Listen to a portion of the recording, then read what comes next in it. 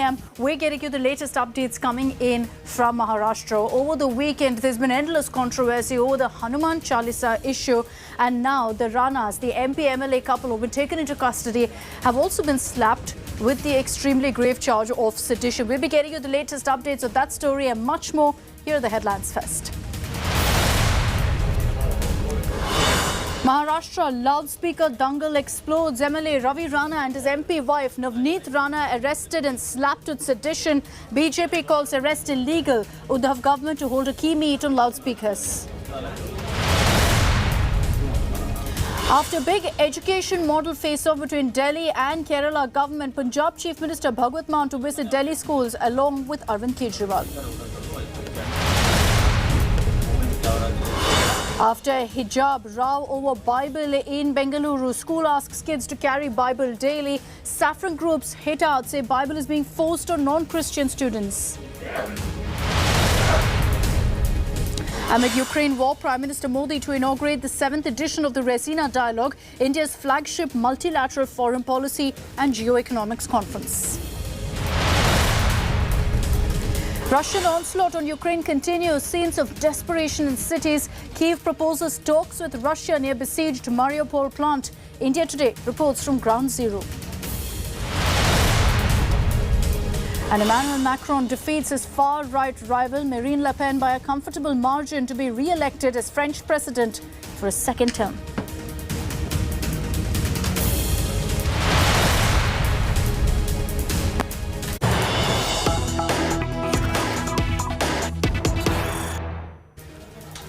And let's begin with a big update coming in on the investigation into the Hubballi hate violence that had broken out a few weeks ago.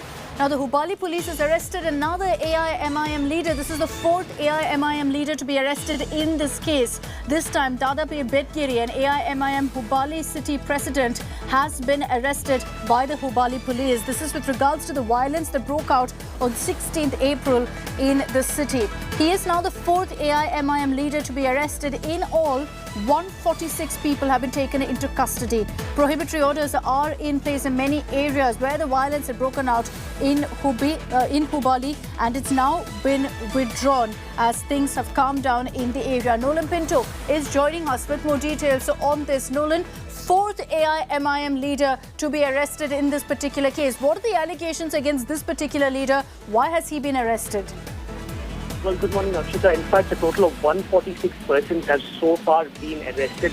They claim that this particular individual is the AIMIM Hubli city president, Dadapir, who has been arrested, who was also instrumental in bringing together all the people over there. Now, what the police are clearly doing is this. They say that through the mobile towers over there, there was a lot of calls made before and during that particular time when the issue took place over there, when the violence broke out.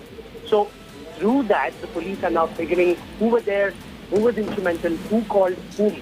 The government, senior leaders of the government have been from the beginning saying that this is nothing but a big conspiracy to create fear in the minds of people, to create hatred. And that's one of the reasons why this individual, as of now, the AIMIM Hubli city president, Dadapir, has been arrested. Okay, we'll track the latest updates on this fourth AIMIM leader to be taken into custody. So serious questions will be asked of the party as well. Thanks, Nolan, for the moment for joining us.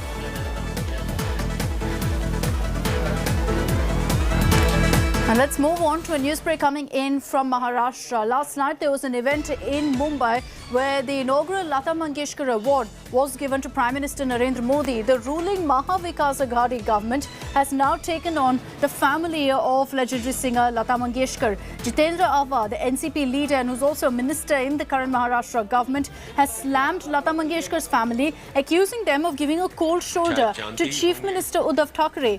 Jitendra Awad has claimed that the Mangeshkar family deliberately avoided mentioning Chief Minister Uddhav Thackeray's name on the invitation letter for this awards ceremony. Prime Minister Modi was conferred with the first Lata Dinanath Mangeshkar Award last evening in a ceremony where Chief Minister Uddhav Thackeray was conspicuous by his absence. Now, according to the NCP leader and Maha Vikas Aghadi minister, he's claimed that Lata Mangeshkar's families hurt the sentiments of 12 crore Marathi people because of the fact that no invite was, in fact, that Chief Minister Uddhav Thackre's name wasn't mentioned in the invitation letter. And perhaps that also explains why Chief Minister Uddhav Thackre decided to give the event a miss.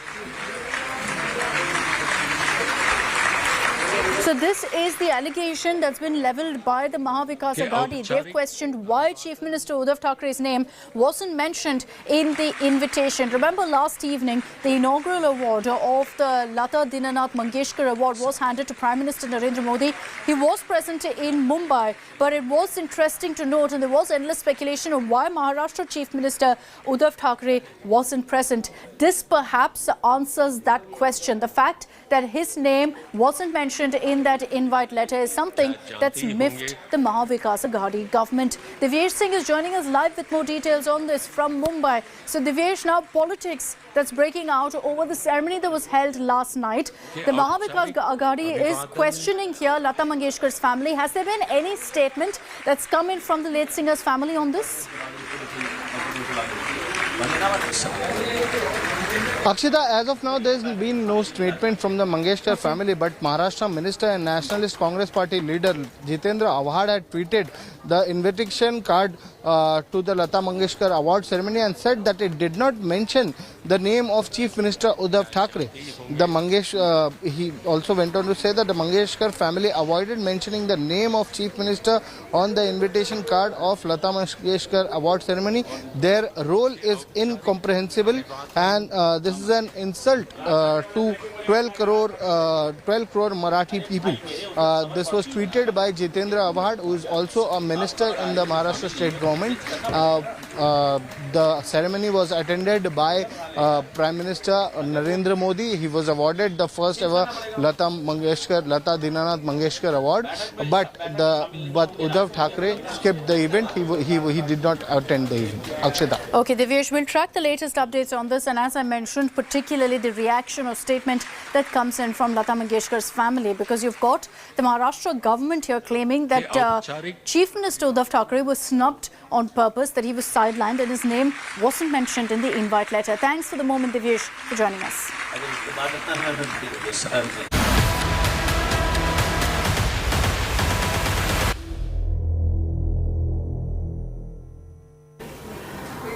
And let's get you the latest updates on the entire Hanuman Chalisa controversy that's raging on in Maharashtra.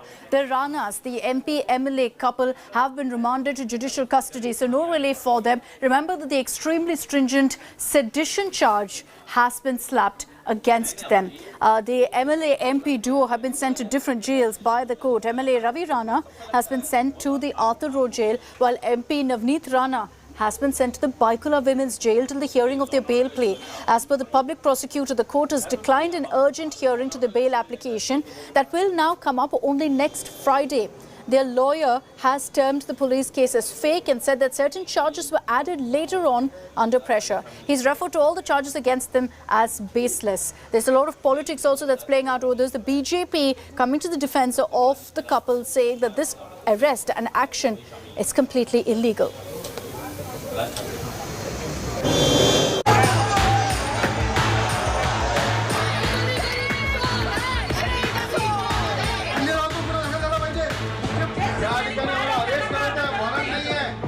The political storm in Maharashtra over Hanuman Chalisa does not seem to be ending anytime soon. On Sunday, the Rana couple, who wanted to recite Hanuman Chalisa at the residence of Chief Minister Uddhav Thackeray, was sent to jail for 14 days by a Bandra court.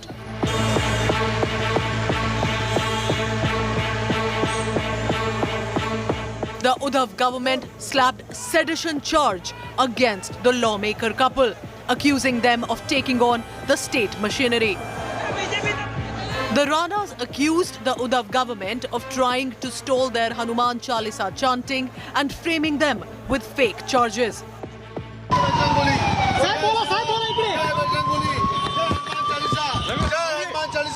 Hanuman Chalisa मनासाठी जर खोटे गुन्हे दाखल करत असाल आमच्यावर हमारे ऊपर झूठे ऑफेंस दाखल किया मुख्यमंत्री ने हनुमान चालीसा का नाम लिया बजरंग बली का नाम लिया, श्री राम का नाम लिया। While the bail hearing for the Ranas has been deferred till 29th April, their lawyer called the case bogus. इन्होंने जो हेट और डिसलाइक जो गवर्नमेंट के खिलाफ जो चीफ मिनिस्टर है उनके खिलाफ उन्होंने जो ये किया गवर्नमेंट मशीनरी को जो चैलेंज किया है उसकी तहत से इसको 124A लगाया। This entire case is a bogus case. They have a very strong feeling that they are standing on loose ground. They are standing on loose ground. They know there is a possibility of release on bail. Therefore, they are prepared for a second FIR. The Ranas, who are independent lawmakers from Amaravati, were taken for a medical checkup before being sent to prison. Back in their constituency, party workers performed a havan for this couple. The Bharatiya Janata Party has rallied behind the Ranas, calling Uddhav government's action a political vendetta. मुझे तो लगता है कि महाराष्ट्र की सरकार एक महिला से इतनी डरी कि उनको लोग जमा करके उनके ऊपर हमला करने की नौबत आई। इससे शर्मनाक बात क्या हो सकती है? The war of words escalated when BJP leaders Kirit Somaya and Mohit Kamboj alleged attacks by the Shiv Sena workers. प्रवक्ता वो नेता की भाषा बोलता है, वो संजय राउत नहीं बोलते हैं। उद्धव ठाकरे जो कहते हैं वो बोलते हैं।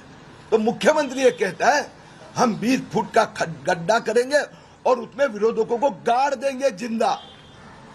ये मुख्यमंत्री और उनकी माफिया सेना की भाषा है। किरीट सोमैया अगर ज्यादा बोलेगा तो उनके मुंह में मैं कागज डाल दूंगा।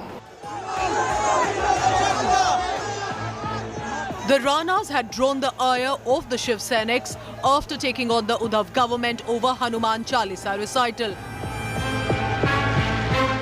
A group of angry Shiv Senics tried to target the Rana household in Mumbai. The high-voltage Hanuman Chalisa fight getting shriller by the day.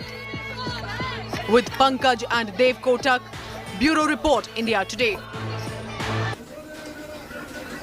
And this entire issue of the loudspeaker controversy has raged on in Maharashtra for the last many weeks. To put an end to it and ensure there's no breakdown of law and order as a result of this debate, the Mahavikas Aghadi has called for an all-party meet today. This meeting has been called by the State Home Minister Dilip Walse Patil to discuss the issue of loudspeakers being put up at religious places.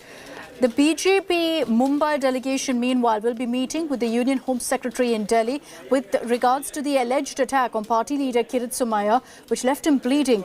Kirit Somaiya had accused the Shiv Sena of attempting to kill him in the presence of police personnel on Saturday when he tried to visit the Ranas. The city cops have arrested 10 more Shiv Sena workers, taking the total count to 16, who will be produced in court today.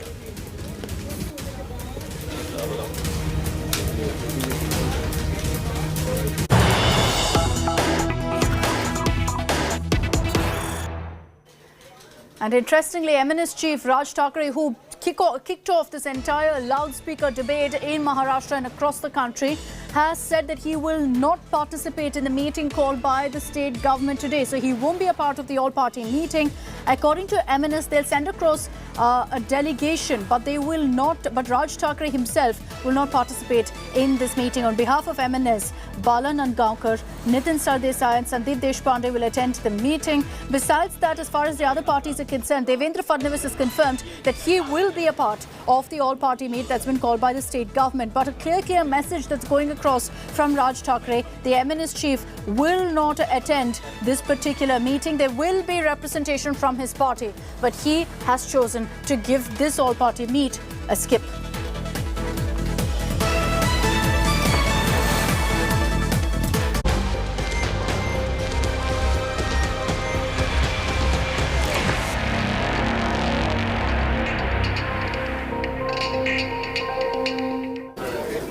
And the polarization drama continues in Karnataka. Another day another fresh controversy. We've spoken about the hijab, halal, azan ban.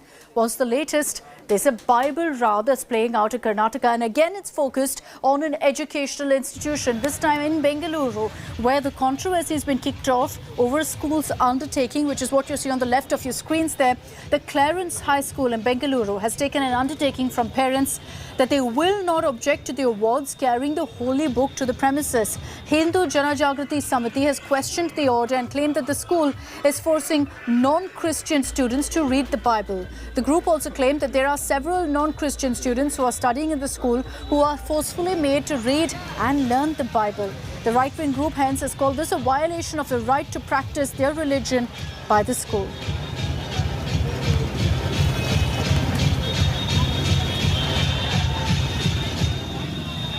Bangalore के Richard road में जो Clarence high school है, यहाँ जो बच्चे admission लेते हैं उनके लिए बाइबल कैरी करना, बाइबल पढ़ना, बाइबल शिक्षण कंपलसरी बनाया है। ये जो उन्होंने डिक्लेरेशन एडमिशन लेते समय डिक्लेरेशन किया है, ये जो नॉन क्रिश्चियन स्टूडेंट वहाँ बच्चे पढ़ते हैं उनके लिए ज़बरदस्ती एक पर्टिकुलर कम्युनिटी का शिक्षा लेना, बाइबल पढ़ना, बाइबल सीखना, बाइबल कैरी करना, उनके ऊपर धार्मिक राइट्स का हरण का एक कॉन्स्पिरेसी है।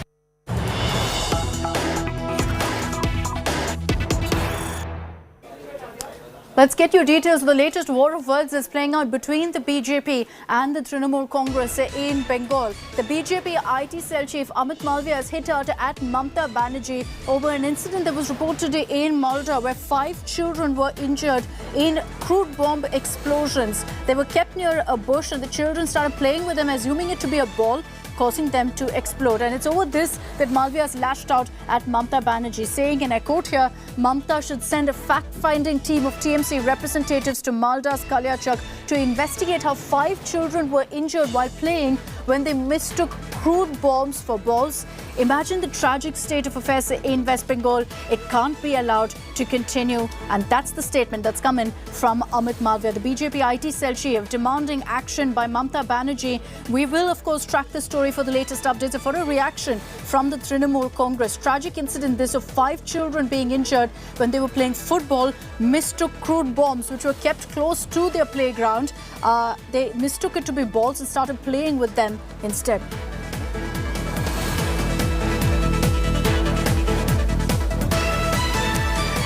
And coming up on the other side of a short break here on India Today, we're getting you details of Punjab Chief Minister Bhagwant Mann's 2-day visit to Delhi, where he's going to be focusing on emulating the education model of Delhi in Punjab. And remember, this is happening amid the face-off between Delhi and Kerala government.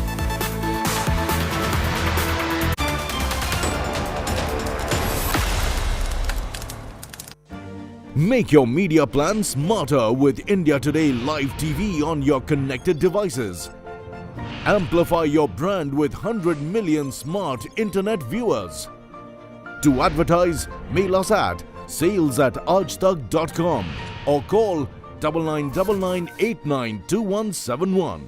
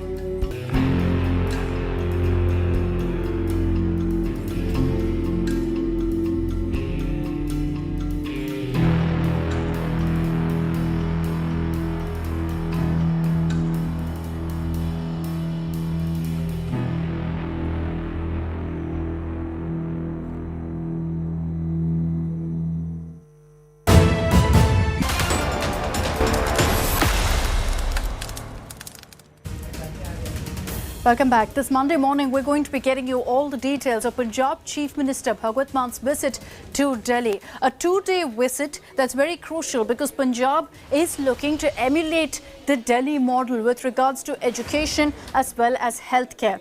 Now, in a bid to revamp infrastructure across Punjab, Chief Minister Bhagwant Mann, along with Delhi Chief Minister Arvind Kejriwal, will undertake a whirlwind tour of the premier health institutions and schools in the national capital today. And they're going to be accompanied by a battery of senior officers from both the education and health departments. The visit is aimed at sprucing up the health and education infrastructure of Punjab by replicating the Delhi model. Both the Chief Ministers will visit Dr. Ambedkar Institute of Excellence at Kalkaji, followed by Mohalla clinics at Greater Kailash and Chirag Enclave. They will also inspect the Rajiv Gandhi Hospital at Dilshad Garden.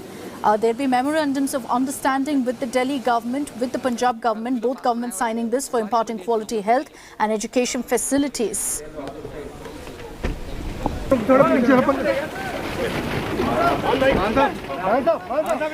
Now, interestingly, this visit by the Punjab Chief Minister hailing the education model of Delhi comes at a time when we've seen a curious war of words between Kerala and the Delhi government. It started with AAP MLA Atishi claiming that a delegation sent by the Kerala government was visiting schools in Delhi to emulate the education model in Kerala. The Kerala government, led by Minister Shivan Kutty, refuted this. He took to social media to say that the government didn't send any delegation to Delhi. Yet another political altercation and a raging row over the so-called Delhi education model. It's Aam Aadmi Party versus the Kerala government, with the BJP jumping in to take potshots. A massive political row has erupted after Aam Aadmi Party MLA Atishi claimed that the government officials from Kerala visited Delhi schools to learn about AAP's education model. It was seen as yet another bid by Arvind Kejriwal government to showcase his Delhi model by claiming that Kerala, the most literate state of India, trying to emulate the model. But the Aam Aadmi Party claim fell flat really soon, with the Kerala Education Minister debunking the claims of the AAP MLA. Minister V. Shivan Kutty clarified that no officials were sent to Delhi by the Kerala government. Mocking Atishi, Shivan Kutty said that his state had in fact hosted several Delhi officials last month who visited to study the Kerala model. He even asked the Aam Aadmi Party government to clarify which officials it had welcomed. പൊതുവിദ്യാഭ്യാസ വകുപ്പ് അങ്ങനെ ഒരു ഡെലിഗേഷനെ കേരളത്തിൽ നിന്ന് വിട്ടിട്ടില്ല എന്ന് മാത്രമേ വിദ്യാഭ്യാസ മന്ത്രി എന്നുള്ള നിലയിൽ ഞാൻ പറഞ്ഞിട്ടുള്ളൂ. ഡൽഹിയിലെ വിദ്യാഭ്യാസ പ്രവർത്തനവും നയത്തോടൊന്നും ഒരു മതിപ്പോടും കേരള ഗവൺമെൻറ്റിന് ഇല്ല. നല്ല നിലയിൽ പോകുന്നു എന്ന് തന്നെയാണ് അഭിപ്രായം. അതിനെ സംബന്ധിച്ചിടത്തോളം ആഴത്തുള്ള പഠനമൊന്നും കേരള ഗവൺമെൻറ് നടത്തിയിട്ടില്ല. The BJP jumped into the fray, mocking the Aam Aadmi Party, calling the claim trip as false as Kejriwal's Delhi education model. Facing an all-round flak, AAP MLA Atishi said that Kerala officials who visited the Delhi school included Victor T.I., Regional Secretary of CBSE School Management Body, and N. Dinesh Babu, Confederation of Kerala Sahodaya Complexes and others. हमने स्पष्ट तौर पे कहा है कि केरला की जो CBSE schools की मैनेजमेंट है उसके अधिकारी आए. तो मेरा केरला के शिक्षा मंत्री जी से आग्रह रहेगा कि ट्विटर पे जाने में इतनी जल्दी में ना रहें, कृपया करके फैक्ट्स चेक कर लें, फिर भी कोई बात कहें. The controversy casting shadow of Aam Aadmi Party government's functioning comes ahead of a much publicized visit by Punjab Chief Minister Bhagwant Mann, who is visiting Delhi schools on Monday. Bureau Report, India Today.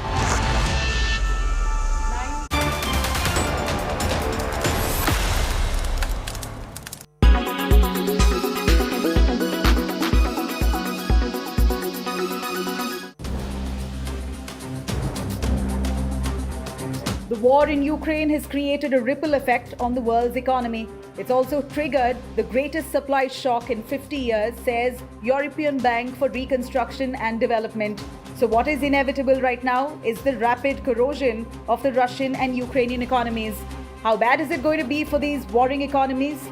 Russia might be seeing an estimated 10% shrink, while Ukraine's economy is estimated to shrink by a whopping 20%.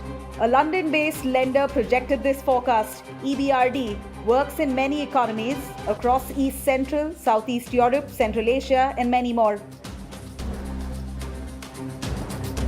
Russia was already reeling under the pressure of economic sanctions imposed by the United States and its Western allies. This would further push the Russian economy to a standstill, at least for the foreseeable future. But the effects will not happen in isolation, as Russia's neighboring countries in East Europe and Central Asia will experience negative spillovers from the sanctions on Russia. Another country that will be reeling under similar pressure is Belarus. The country also faces Western sanctions over its role in the conflict. Belarus's economy is supposed to shrink by 3% by 2022, as per EBRD. Both Russia and Ukraine supply a high share of commodities like wheat, corn, fertilizers, titanium, and nickel. Before the war started, inflation pressure existed, and now the prices will be even higher. High prices for these commodities mean more pressure on the lower income countries and the poorer population in most nations. But these are not the only factors that are shrinking the two economies. An emerging migrant crisis is also at play, as this is the greatest forced displacement Europe has ever witnessed since World War II. There's hope, but only if a ceasefire is brokered. But that won't be enough. Ukraine, for instance, would require significant reconstruction, and in that scenario, Ukraine's GDP should be able to rebound. But given the nature of the war that's going on, it's really unlikely. Ukraine also has a large workforce of skilled laborers, and the forced displacement means they might fill in countries with an aging population, and that might boost some of those economies. Irrespective of such a scope, the short-term situation is not looking good. Both economies will face fiscal pressure, clubbed with trouble in scaling up the provision of healthcare, housing, and schooling.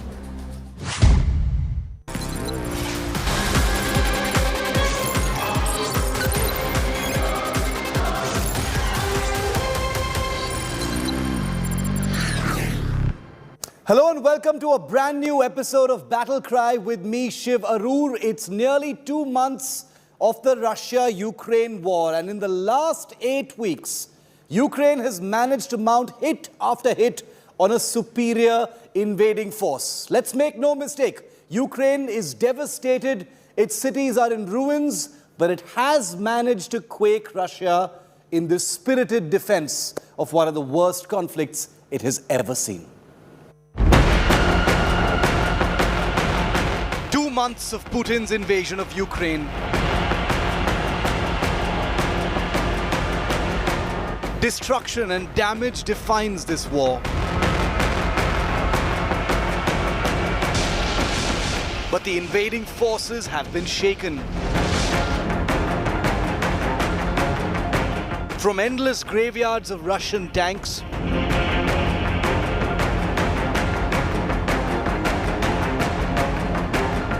to non-stop shoot-downs of Russian fighters,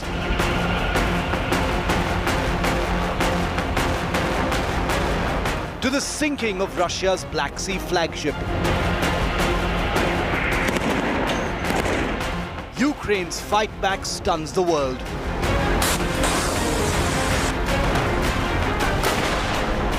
Russia quaked by Ukraine's tireless defense.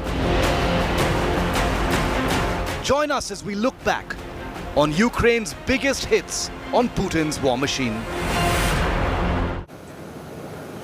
Right through the conflict and invasion so far, Ukraine's air power has been practically non-existent. Its air force is dwindling, it's been on the ground, but now things might actually start to turn a little bit because the country has begun to receive its first aviation consignments that will make its existing fleet of MiG-29 fighters more available and more flight-worthy. And that doesn't mean that Ukraine hasn't given Putin's attacking pilots reason for pause. Take a look.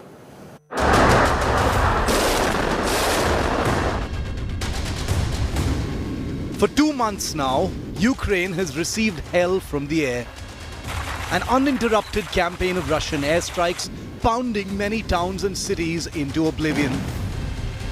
Ukraine has managed to shoot down its fair share of Russian jets, but has persistently pleaded with the West to supply it with desperately needed fighter aircraft. And now, 8 weeks into the war, its prayers have at least partially been answered. The Pentagon on Wednesday revealed a recent transfer of aviation equipment to Ukraine. I would just say, without getting into what other nations are providing, that they have received additional platforms and parts to be able to increase their fleet size, their aircraft fleet size. I think I'd leave it at that. It's not hard to guess what the Pentagon spokesperson was referring to. Recently, the governments of Bulgaria, Poland and Slovakia had expressed willingness to transfer their MiG-29 fighter jets to Ukraine. But these haven't really fructified so far. But according to reports on the ground, dismantled MiG-29s have likely arrived by the land route from neighboring Slovakia now. Importantly, as clarified by the Ukrainian Air Force, these aren't flight-worthy aircraft, but rather supplied in order to make available spares and components to Ukraine's existing MiG-29 fleet. There are no new aircraft, but these are spare parts which will give a boost to their fleet, existing fleet of fighting jets. And considering the way things have been going, any help for Ukraine at this point of time is going to be of a great significance because it's very clear that this war isn't ending. The end is nowhere to be seen. This would make Ukraine's dwindling fighters more available and more flight-worthy. The actual move may not be the game changer that Ukraine is hoping for, but any boost to its crippled air power will be very welcome to the defending nation.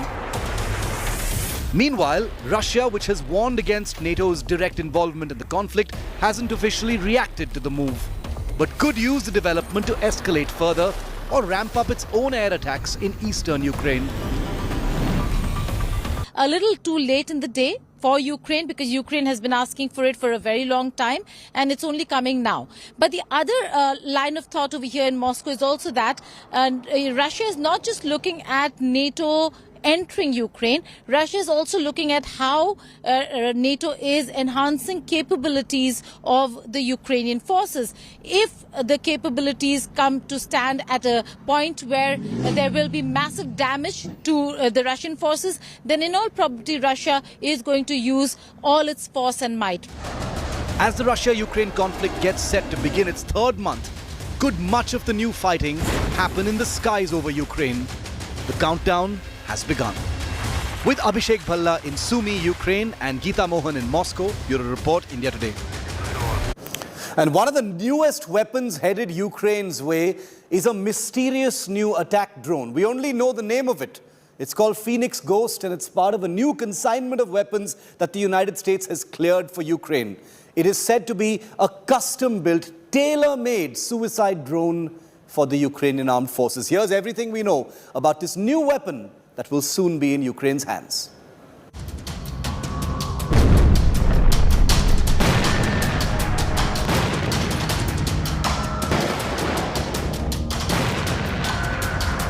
In 2 months of war, one of Ukraine's key weapons against the invading forces has been its fleet of combat drones. In video after video, Ukraine has demonstrated drone application to lethal effect. From destroying Russian tanks and vehicles, to even allegedly distracting Russia's giant cruiser Moskva so it could be targeted from another direction with anti-ship missiles. And now, Ukraine is all set to receive a mysterious new combat drone. The United States has just announced the supply of a newly developed attack drone specifically customized and fine-tuned for the Ukrainian military. The mystery drone, designated Phoenix Ghost, has been developed by the California-based Avex Aerospace with direct inputs from the Ukrainian military. While no images exist of the Phoenix Ghost, it is said to be a derivative of the Switchblade drone system that's already being supplied to Kyiv. The precise details of the drone remain unclear, but it will be a huge addition to Ukraine's aerial defenses against Russian assaults. This is a drone that had been in development before the invasion, clearly. The Air Force was working this. This unmanned aerial system is designed for tactical operations. In other words, largely but not exclusively to attack targets. Designed to attack, the mysterious Phoenix Ghost will have similar capabilities with the AeroVironment Switchblade. The Phoenix Ghost drone will be able to hover over an area for up to 30 to 40 minutes hunting for targets. Drone operators on the ground will be able to hit targets with a small warhead at a range of up to 10 kilometers. This mysterious new drone can take off vertically, fly for over 6 hours searching for and tracking targets, and operate at night using infrared sensors. The new weapon, headed to Ukraine's arsenal, would be able to take on Russian medium-armored ground targets. The deadly Phoenix Ghost drones can also be reused for surveillance missions if they're not employed as kinetic weapons against Russian forces. The US has already fast-tracked production efforts to arm Ukraine with the Phoenix Ghost. This particular system would very nicely suit their needs, particularly in eastern Ukraine. These drones are part of a larger $800 million security assistance package announced by the White House. The package also includes 72 155mm howitzers, over 1.4 lakh artillery rounds, field equipment, armored vehicles, other tactical drones, anti-tank guided missiles, counter battery and air defense radars, helicopters, and a whole lot more. As the conflict rages on, the US military is tailoring capabilities in each defense assistance package to what the Ukrainian forces need in the field. The next phase will feature the mysterious Phoenix Ghost. Bureau Report, India Today. By far the biggest hit on the Russian forces so far by Ukraine has been the claimed sinking of the Moskva cruiser. It's the flagship of the Russian Navy in the Black Sea, and it's something that has broken millions of Russian hearts. Even as the world comes to terms with one of the biggest ever modern Navy losses, Ukraine believes this is the true strength of their defense.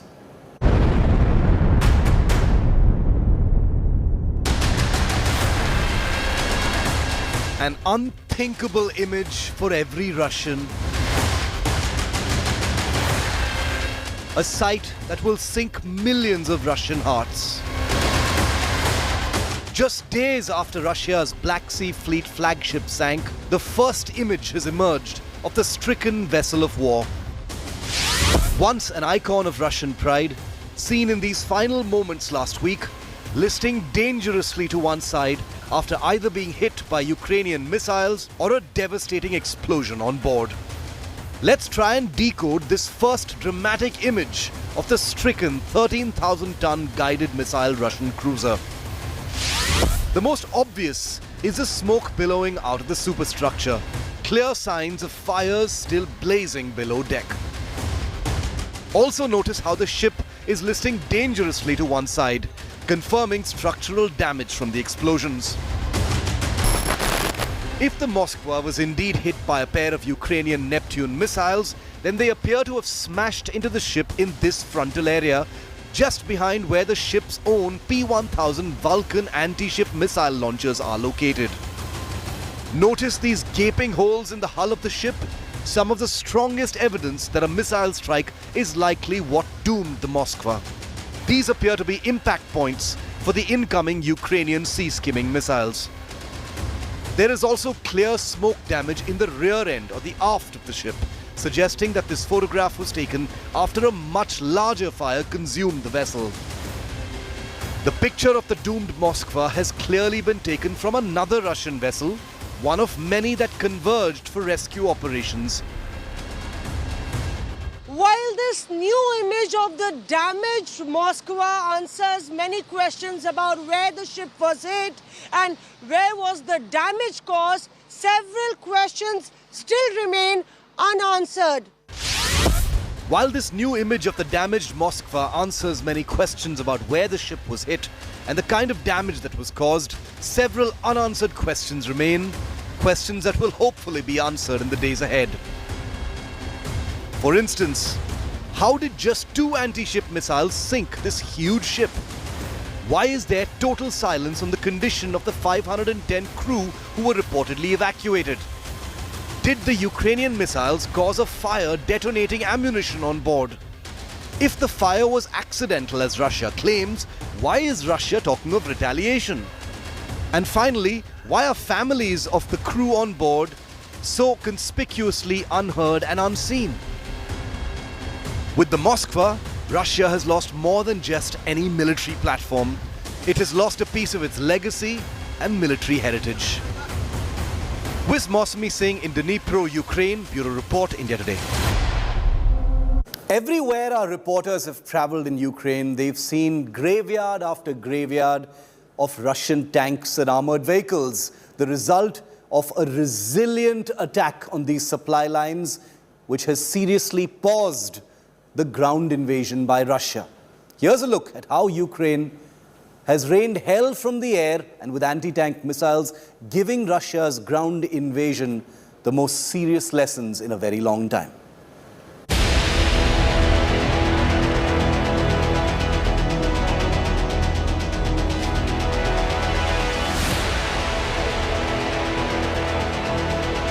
Perhaps the most sustained, defining image from the Ukrainian combat zone has been endless convoys of destroyed Russian tanks, mangled metal corpses, their turrets blown off, their guns pointing aimlessly and uselessly to the side, bombed to oblivion by Ukrainian drones and anti-tank missiles.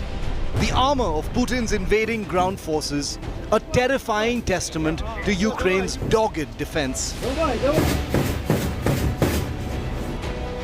India Today's reporters have been up close with these veritable tank graveyards. Now this is a burnt Russian tank, remains of a burnt Russian tank. The V sign, as you see on the barrel in front, is a clear indication, as Russian tanks use two signs. They either use a V or a Z or a Z. The tank completely shattered and destroyed. It's the gun and the turret, they just lie some distance away, buried in sand, an indication of the kind of impact that took place. And this tank is completely charred, burnt. What Ukrainian army personnel tell us that this was targeted using a Javelin anti-tank guided missile.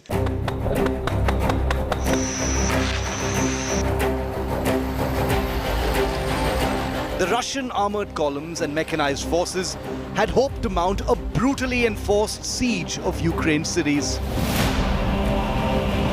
It was through the barrel of these machines that Putin had hoped to quickly impose his will.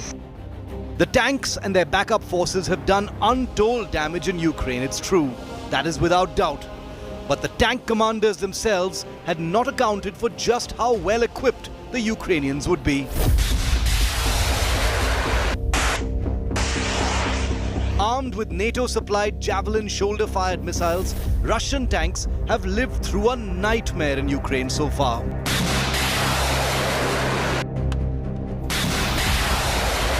What Russia had hoped would be an unchallenged rumble through the highways of Ukraine has resulted in massive combat losses to Russia's armored forces. According to the latest Ukrainian claims, well over 800 Russian tanks have been destroyed so far and counting. This is a destroyed tank, and this is again has been destroyed by a top attack. If you see, the tracks are intact, the tracks of the tank are intact, there is no impact from the side, but the top has been destroyed, and that is a turret. Turret has gone and fallen there of this tank. So this has been probably attacked by a Javelin missile, or by a TB2 missile, or by a drone, which generally attacks from top, which is the softest part of the tank. 2 months into the war, as Russia concentrates its forces in the eastern parts of Ukraine, the condition of Russian armor is very different there. In the east, Russian tanks have established total control, but remain vulnerable to Ukrainian attacks here as well. I'm atop a T-64 Russian tank, and they are now preparing to roll in to the border areas, the front line. The preparation is on. The weapons are being placed, ammunition being placed inside the tank. They were taking a break, but now they're preparing themselves to go to where we're coming from. The last village that now is under Russian control. Russia's tank fleet is obviously much larger than the forces deployed in Ukraine. So theoretically, there's more where this came from. But with armored losses notching up to the claimed 1,000 mark and counting, Ukraine could perhaps say that Putin's invasion has tanked. But the war is far from over, and there's much more damage expected ahead. Would you believe it if we told you that 8 squadrons worth of Russian fighter aircraft have been shot down in the war so far by Ukrainian forces? Well, that's what Ukraine claims. There's no way to corroborate those figures. But if the actual damage to Russian fighter jets is anywhere close to that figure, it's a huge achievement. And remember, the Ukrainian Air Force is pretty much non-functional. They've been depending only on ground-based air defense weaponry. Take a look at how Putin's pilots have truly lived a nightmare in Ukraine.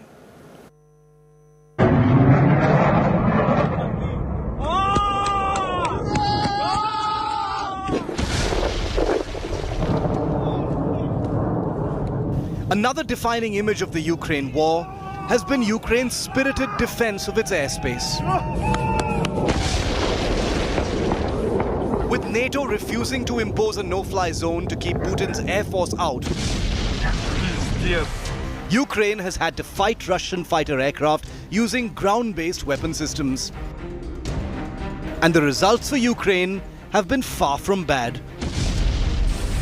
Image after image since the beginning of the war has seen Ukraine claim big hits on Russian Air Force combat aircraft. Like this Russian Sukhoi Su-35 air superiority fighter that was shot down using NATO weaponry, the pilot now in Ukrainian captivity. One of several pilots that Ukraine claims to have captured alive. Russia had made a dramatic early declaration after the invasion began that it had paralyzed Ukraine's air defense network.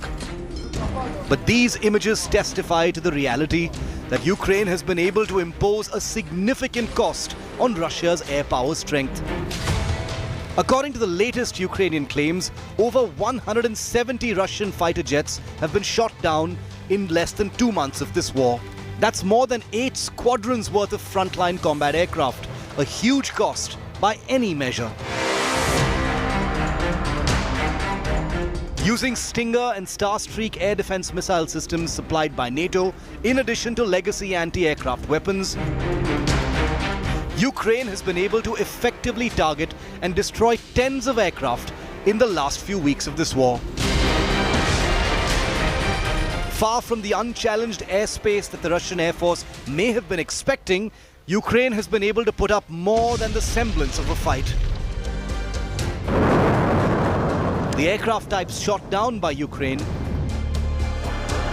include the most visible Russian aircraft in the Ukraine crisis, Sukhoi Su-25s. Tough old Soviet-era birds that have taken on most attack duties in the combat zone of Ukraine. Ukrainian missiles have also brought down several Russian Sukhoi Su-34 supersonic medium-range fighter bombers.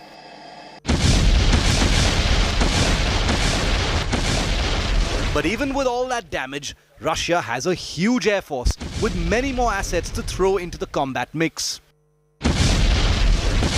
As borne out by the aerial strikes just this week in the city of Mariupol. And continuing air power missions being launched by frontline Sukhoi Su-35 squadrons, videos of which are regularly published by the Russian Ministry of Defense. Ukrainian pilots haven't been flying many missions.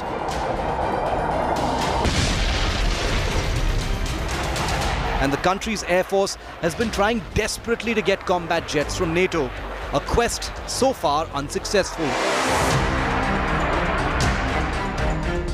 But even without an air battle in the traditional sense, Ukraine has given Putin's pilots a great deal to chew on, both in the air and on the ground. When the invasion began, Russia had perhaps hoped that with a concerted armored assault, supported by battle-hardened attack helicopters from the air, the invasion would be complete very shortly. What they hadn't accounted for was a highly resilient air defense soldiery that was spread across Ukraine, lying in wait to shoot down those helicopters. And that's the reason why Russia has apparently lost so many attack helicopters in the war so far. Take a look.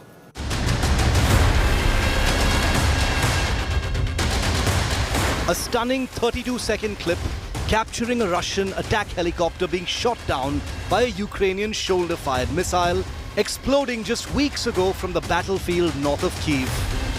This in the early weeks of the Russian invasion of Ukraine.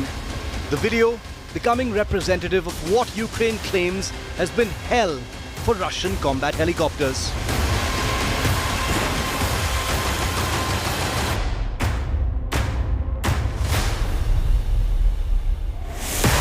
According to the latest claims by Ukraine, over 150 Russian military choppers have been shot down in the war so far.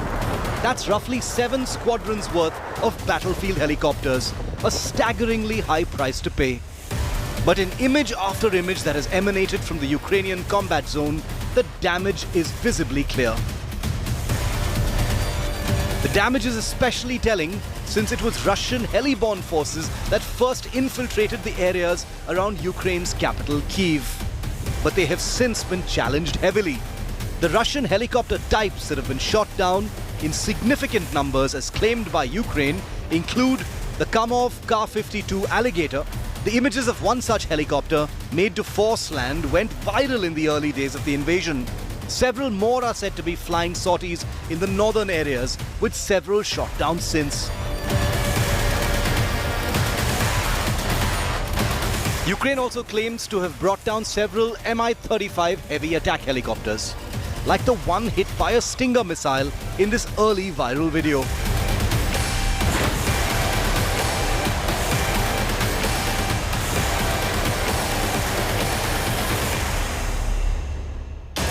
The most intense battlefields around Kyiv and in the eastern part of the country have also seen several Russian utility helicopters brought down, a blow to Russia's combat logistics and troop movements by air.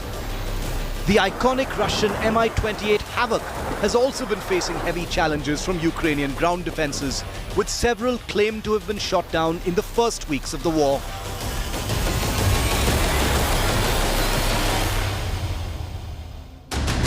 Flying low and slow, helicopters are the quintessential battlefield asset, capable of creeping up on adversaries and suddenly raining hell on them. But Ukraine, with massive help from NATO equipment, weapons and sensors and ground-level training, has been able to throw up a huge challenge to marauding Russian helicopter crews. Russia has hundreds more such helicopters and has shown the stomach to absorb the huge claimed damage to its helicopter strength. But Ukraine remains determined to chip away at every rotor blade that comes chopping into the battlefield. And let's never forget that despite all of these hits, Putin and Russia's military will not be backing off anytime soon. The war is far from over. We will continue to track every step that it takes. Thanks for watching this special broadcast of Battle Cry. The news continues on the other side.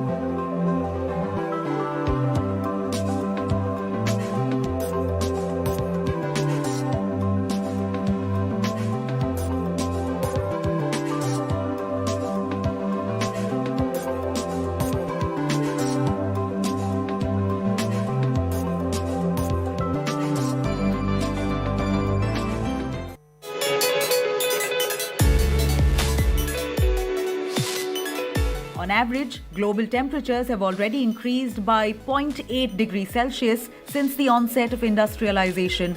The concentration of greenhouse gases in the atmosphere is at its highest level for at least 800 years. Depending on how we manage future emissions, thermometers could climb another 5 degrees Celsius by 2100, which would have a devastating impact on life on Earth. Even in the most optimistic scenarios, the acceleration of global warming threatens available resources of drinking water and food security for millions of people. Production of the world's 4 major food crops, wheat, maize, rice and soybean, will be reduced. And yet by 2050, Food production will need to be doubled to feed the 9 billion people populating the planet. Simultaneously, 20 to 30% of animal and vegetable spices are facing extinction because temperatures are changing too fast for them to be able to adapt. Sea level is predicted to rise between 26 and 98 centimeters by the end of the 21st century due to melting glaciers and thermal expansion of ocean water. This is likely to trigger large-scale migrations of people around the world currently living in low-lying river deltas. Even a 30-centimeter increase could considerably aggravate extreme climate events, with storms, drought, flood and landslide increasing in frequency. Freshwater reserves held in glaciers will become scarcer and river flow will diminish, leading to knock-on effect on the hydroelectric production and agriculture. Oceans will continue to acidify, and climate-driven migration of fish stocks towards freshwater will have an impact on fishing zones, depriving certain populations of an essential food source.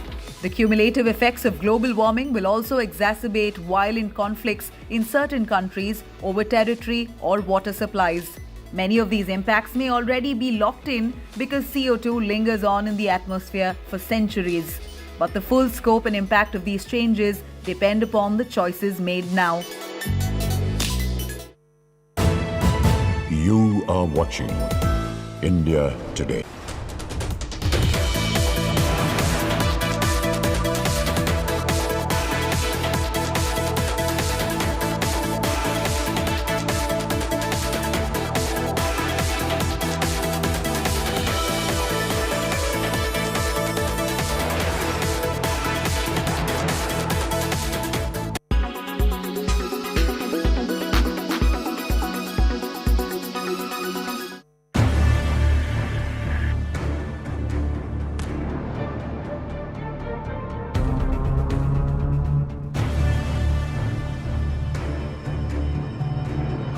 Действительно уникальное оружие будет укреплять боевой потенциал наших вооруженных сил.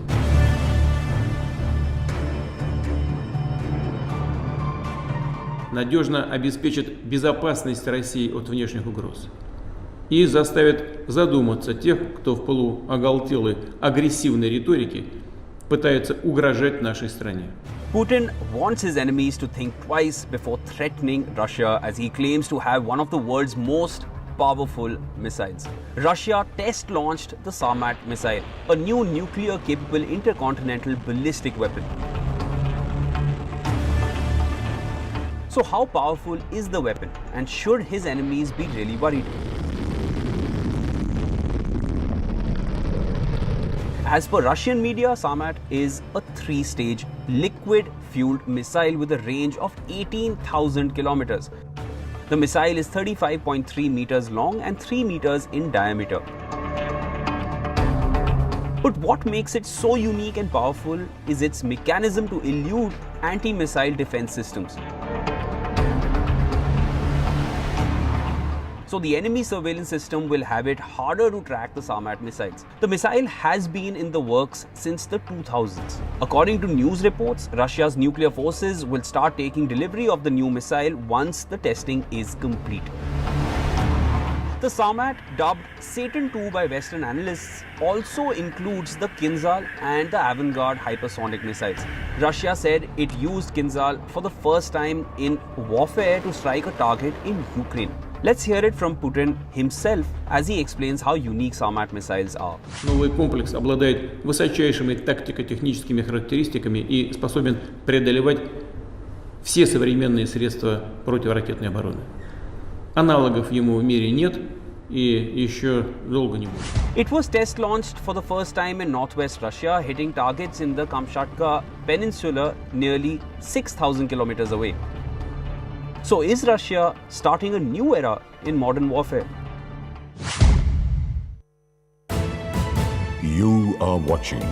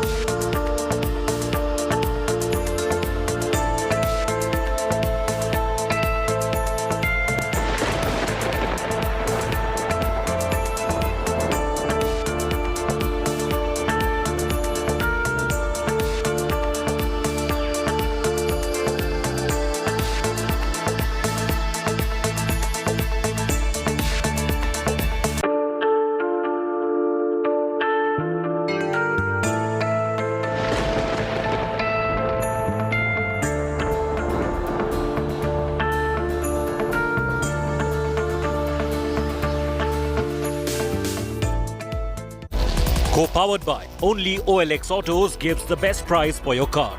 In association with the new WagonR. Dil se strong. Trends get them talking.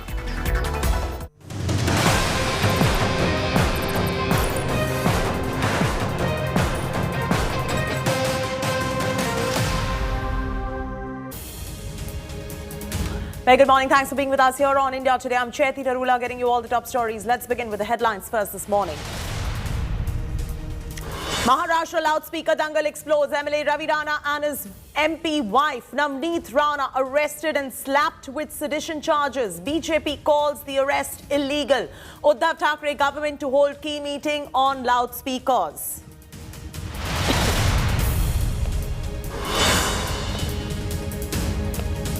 Aghadi government attacks Bharat Ratna Lata Mangeshkar's family after Prime Minister Modi gets first award in memory of the legend. Minister says Chief Minister Uddhav Thackeray not invited for the event.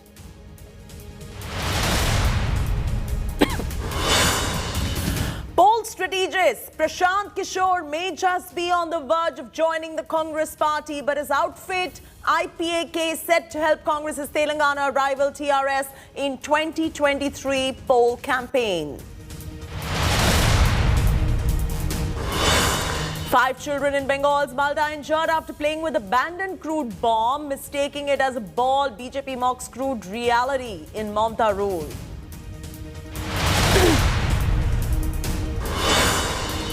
Amidst the Ukraine war, Prime Minister Modi to inaugurate the 7th edition of the Raisina Dialogue, India's flagship multilateral foreign policy and geo-economic conference.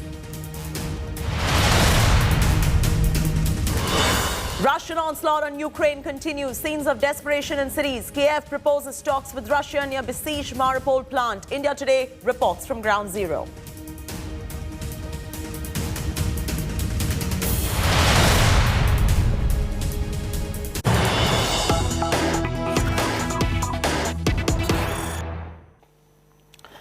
Breaking news coming in a joint operation with ATS Gujarat. India Coast Guard has seized Pakistan boat Al-Hajj with 9 crew members in Indian side of the Arabian Sea carrying heroin worth approximately 280 crore rupees. The boat, from what we're picking up, is being brought to Jakhau for further investigation. The boat is seized. That's the big breaking news coming in. And the boat, remember, had 280 crore rupees approximately worth of heroin in it. We'll continue updating the story. The Pakistani boat Al-Hajj with 9 crew in the Indian side of Arabian Sea carrying heroin worth approximately 280 crore rupees. The boat is now being brought for further investigation.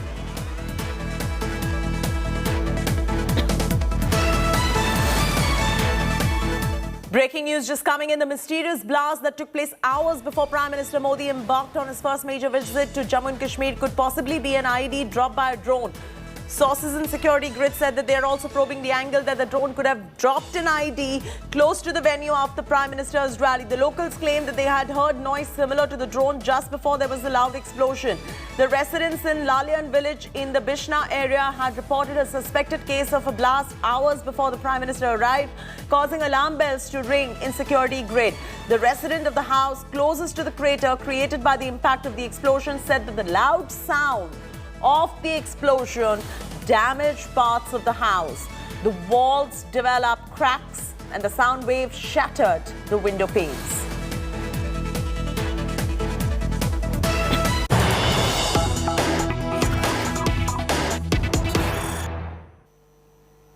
And it's raining breaking news. NCP leader writes to Amit Shah seeking permission to read Namaz Hanuman Chalisa outside Prime Minister's residence. NCP party worker Fahmida Hassan has written a letter to Home Minister Amit Shah requesting him to allow reciting Hanuman Chalisa and other religious prayers outside Prime Minister Modi's residence. Of course, this is a retort coming in when in that whole Hanuman Chalisa row in which Navneet Rana and they've been arrested. Now the NCP leader writes to Amit Shah seeking permission to read Namaz and Hanuman Chalisa outside Prime Minister's residence. They tried to do it. In fact, the BJP leaders tried to do it outside Uddhav Thackeray's residence, and now they've been arrested. An NCP leader now wants permission to recite Hanuman Chalisa outside the Prime Minister's residence. Divyesh is now joining us live for the very latest. Divyesh, this is petty politics at its best. It's a bit of a tit-for-tat situation that we see unravel right here, where NCP now wants to recite Hanuman Chalisa outside Prime Minister's residence after the Ranas tried to do the same outside Uddhav Thackeray's residence and got arrested.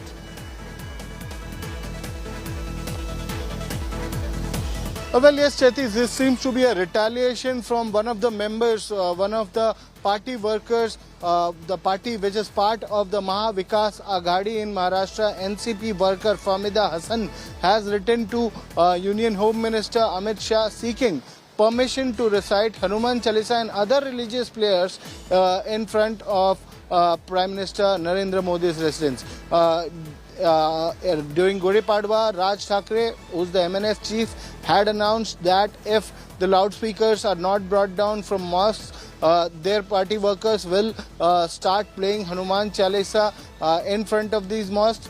The ultimatum given was till 3rd May. After that, as said by Mr. Raj Thackeray, that after that the government will be responsible if they do not act on the loudspeakers.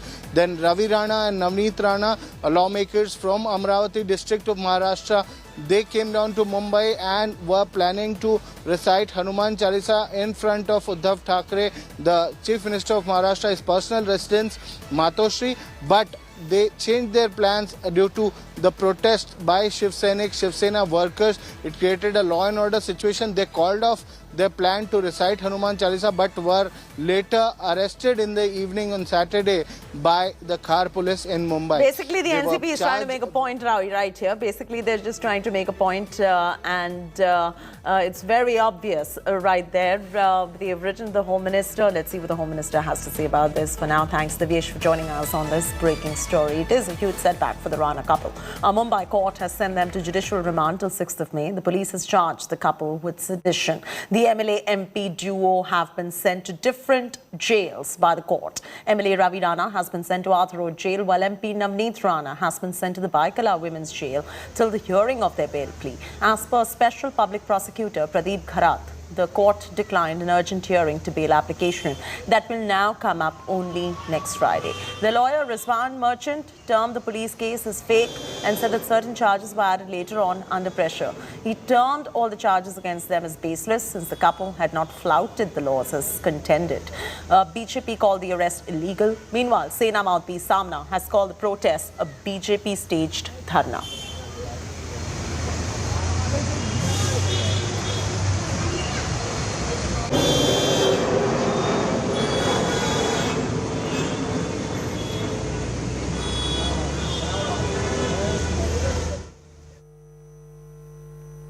हिंदुओं की लड़कियों को उठा करके ले जाना, उनको बरगला करके ले जाना, बाकी मतांतरण करवा देना, उनका चोरी छुपे शादी करवा देना, भगा लेना, और पूरा समाज साथ में दे रहा है। हम मंदिर की बात करते, वो हमारे ऊपर आक्रमण करते हैं। हम अपना शोभा यात्रा निकालते हैं, हम अपना भजन पूजन करते हैं, वो हमारे ऊपर आक्रमण करते हैं। स्वतंत्र भारत में उनके लिए एक देश बन गया है ना, धर्म के आधार पर।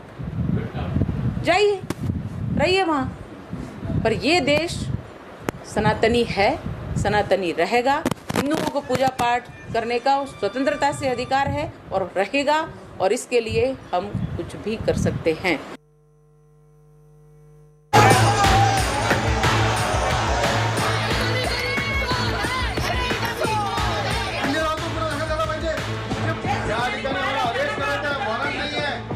The political storm in Maharashtra over Hanuman Chalisa does not seem to be ending anytime soon. On Sunday, the Rana couple, who wanted to recite Hanuman Chalisa at the residence of Chief Minister Uddhav Thackeray, was sent to jail for 14 days by a Bandra court.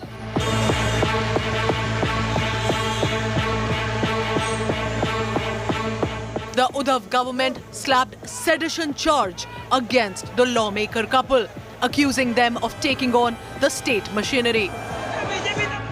The Ranas accused the Uddhav government of trying to stall their Hanuman Chalisa chanting and framing them with fake charges.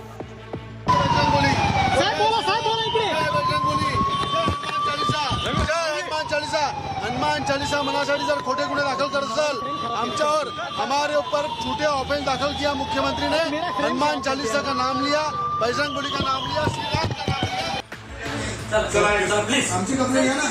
While the bail hearing for the Ranas has been deferred till 29th April, their lawyer called the case bogus.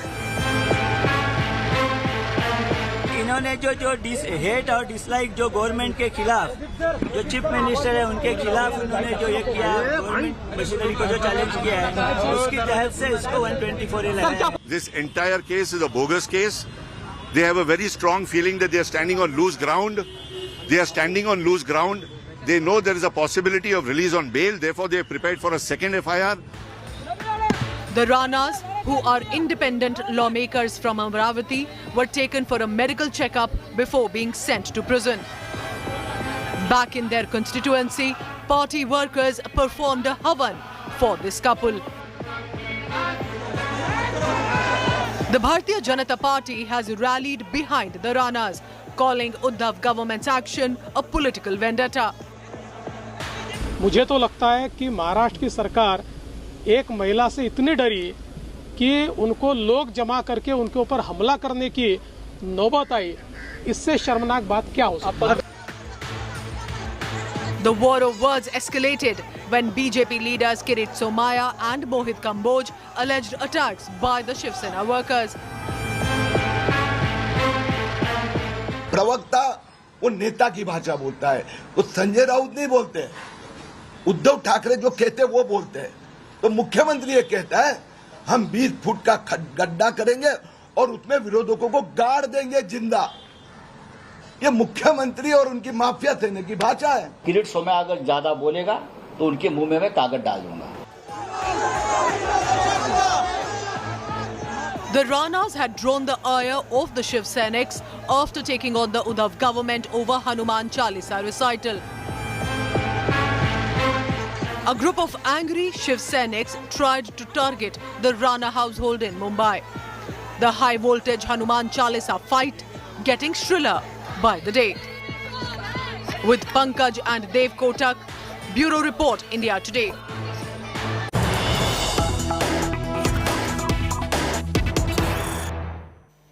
Breaking news coming in. Maharashtra Minister Vadetivar abuses Rana couple. Maharashtra Minister halts filthy abuses at the Rana couple. Maharashtra Minister has lost his cool after Rana couple's bid to recite Hanuman Chalisa at Uddhav Thackeray's residence.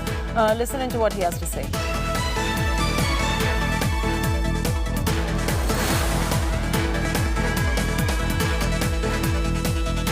तो एक खासदार और MLA जो एक family है उन्होंने बेवजह से हिंदुस्तान में या दिल्ली में या मुंबई में और पूरे देश में बकाया तैयार करने का काम किया था. इसी के साथ मुंबई को भी अशांत करने का काम, मुंबई में कानून सुव्यवस्था बिगाड़ने का काम किया. मुझे पता नहीं कि ये लोगों का मकसद क्या है, क्या समझना है. हमने बोल दिया कि हमारे मुख्यमंत्री जी सम्मानीय उद्धव जी ठाकरे ने हनुमान चालीसा पढ़ना ही चाहिए, नहीं तो हम मातोश्री में जाके पढ़ाएंगे. अरे तेरे बाप का क्या जाता है, तू कौन लगाए रे.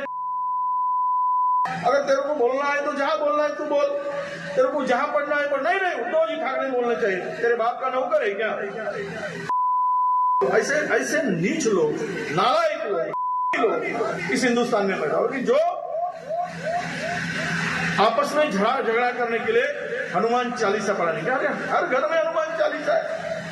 हर घर में हिंदू धर्मियों में आपको सबको पता है कि शादी के पहले हनुमान जी का दर्शन करना पड़ता है.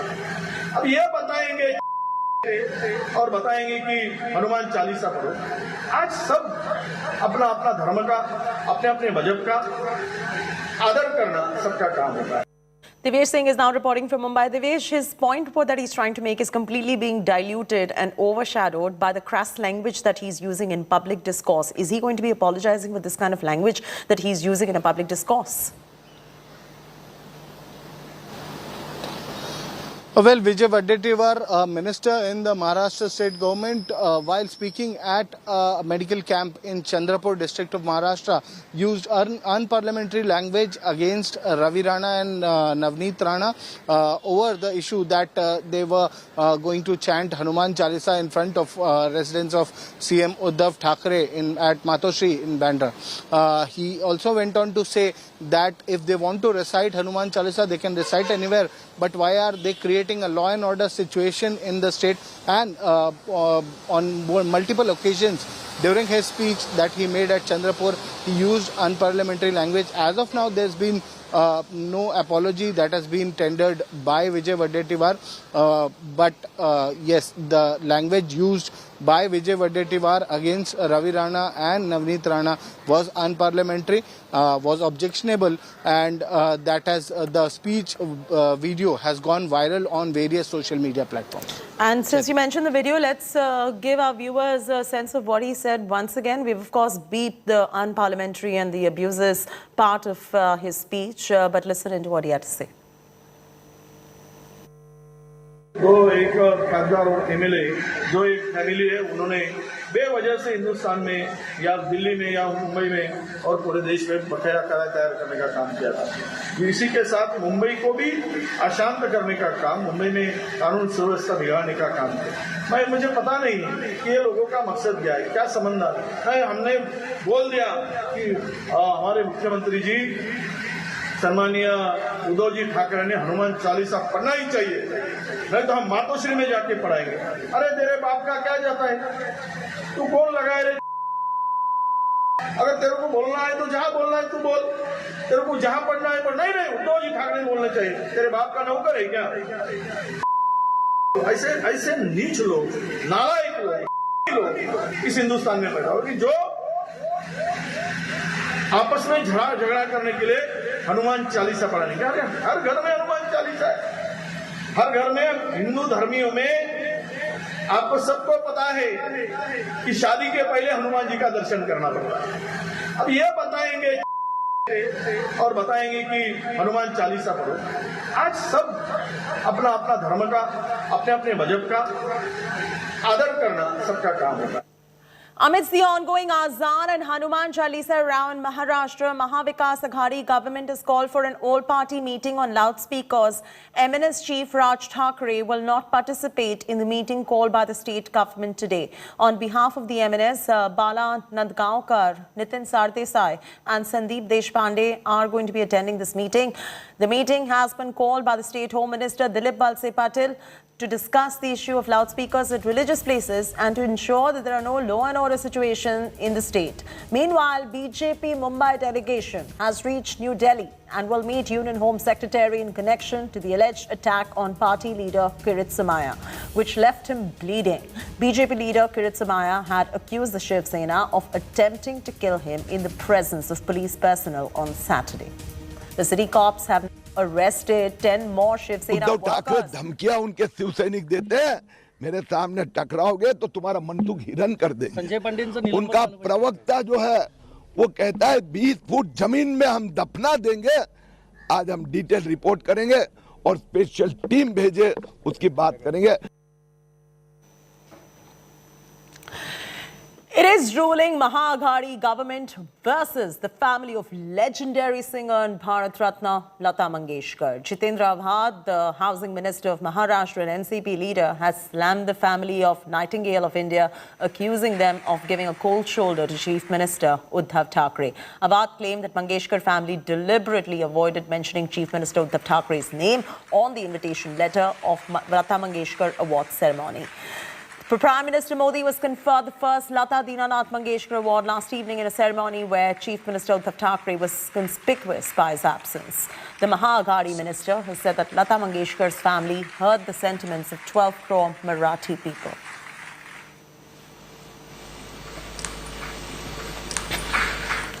The police have arrested AIMIM Hubballi City Chief Dadapir Bedgeri in connection with the violence that broke out in Karnataka's Hubballi on April 16. Bedgeri is the fourth AIMIM leader to be arrested in the case.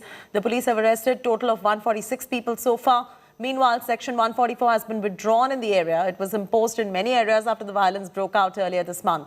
On 16th of April, a crowd gathered outside the Old Town police station in Hubballi to demand strict action after a controversial social media post about a mosque went viral. Soon, violence broke out and stone pelting began too. In the ensuing chaos, a few police officers were injured. The state government has now said that stringent action is going to be taken against the accused.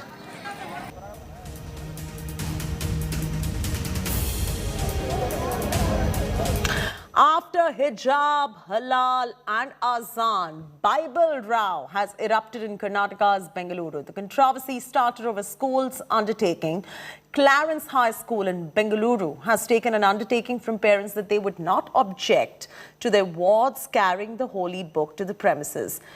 The Hindu Jana Jagrati Samiti questioned the order and claimed that the school is forcing non-Christian students to read the Bible. The group also claimed that there are also non-Christian students who are studying in the school and are forcefully made to learn the Bible. The right-wing group called it a violation of right to practice religion by the school.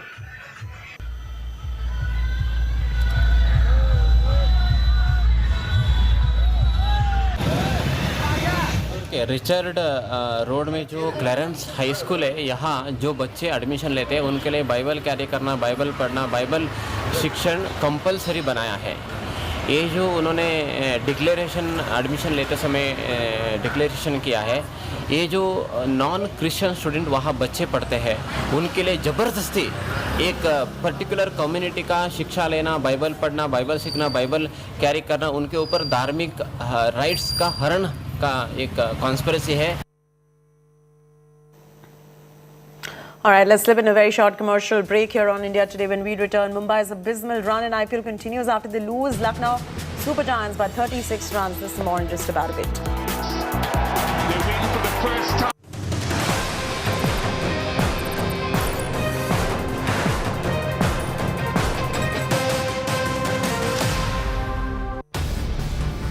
As India Today traverses the length and breadth of Ukraine, we are in Oryhov.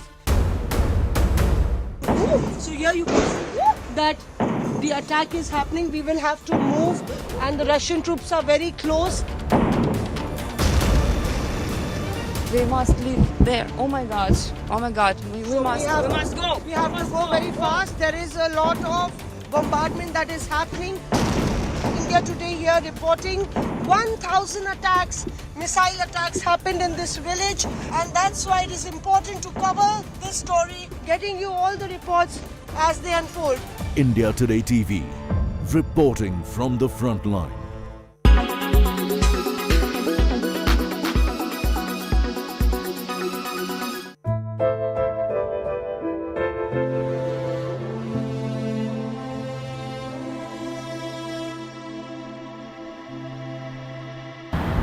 Это очень тяжело, потому что это месяц в напряжении, это месяц без нормального сна, потому что ты просыпаешься от каждого звука.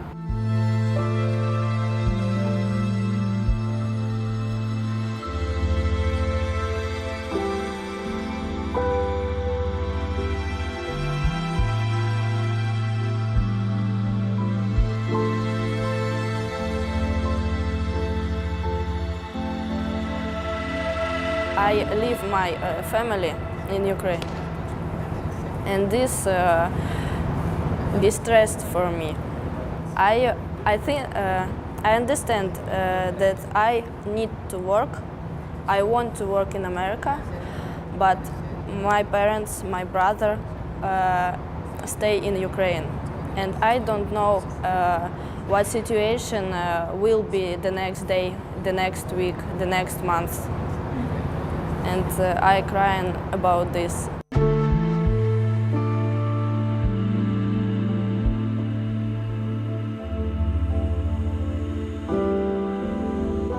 When I just arrive here, I feel myself guilty because like, oh no, you're a refugee, you're like running from your country. No, it's not good. But after I spoke with my mom and she said to me, okay, look, let's look from the other side. If you stay in Ukraine, how you can help me or your father, or your grandma, or your friends who's stuck in Ukraine? How you can help them?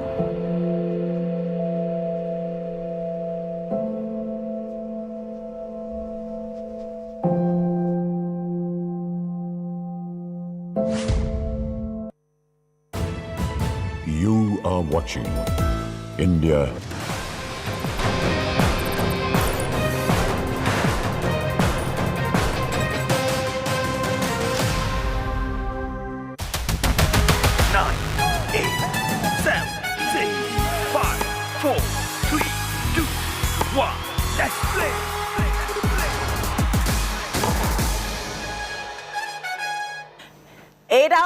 Mumbai's abysmal run in the IPL continued after they lost to Lucknow Super Giants by 36 runs last evening. Five-time champions Mumbai have now lost 8 games in a row. The worst start to an IPL season for any franchisee. Check out how KL Rahul and his men put on a show at the Wankhede Stadium. Doesn't need fancy. Having been put into bad, KL Rahul looked in sublime touch. But the Super Giants lost Quinton de Kock in the 4th over. Even as Manish Pandey meandered at the other end, Rahul was in impeccable form. His love affair with the Mumbai Indians continued as Manish Pandey departed for a runner ball 22. It's taken. Stoinis and Krunal too failed to make an impact. Pace off and this has gone nowhere. But Rahul was waging a lone battle for his side. Third man. Even as wickets were falling at the other end, Rahul completed yet another well-deserved 100, his second against Rohit's men this season alone. Lucknow probably should have scored more, but Mumbai's death bowling restricted them to 168. In reply, Rohit Sharma finally found form, even as his partner Ishan Kishan struggled at the other end. And with nothing going his way, Kishan found the strangest ways to get out.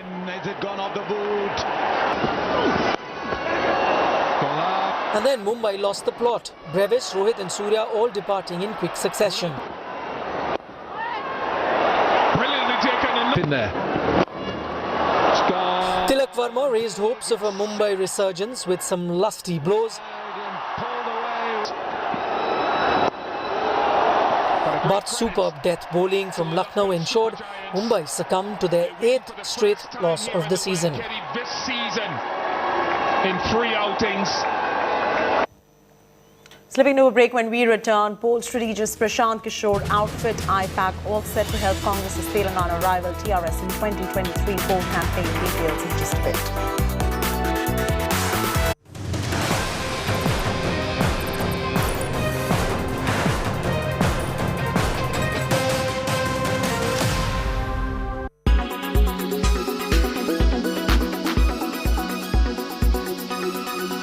The World Trade Organization, which oversees trade ties and rules between nations, has some real bad news when it comes to the world's GDP. And all that has to do with war in Ukraine.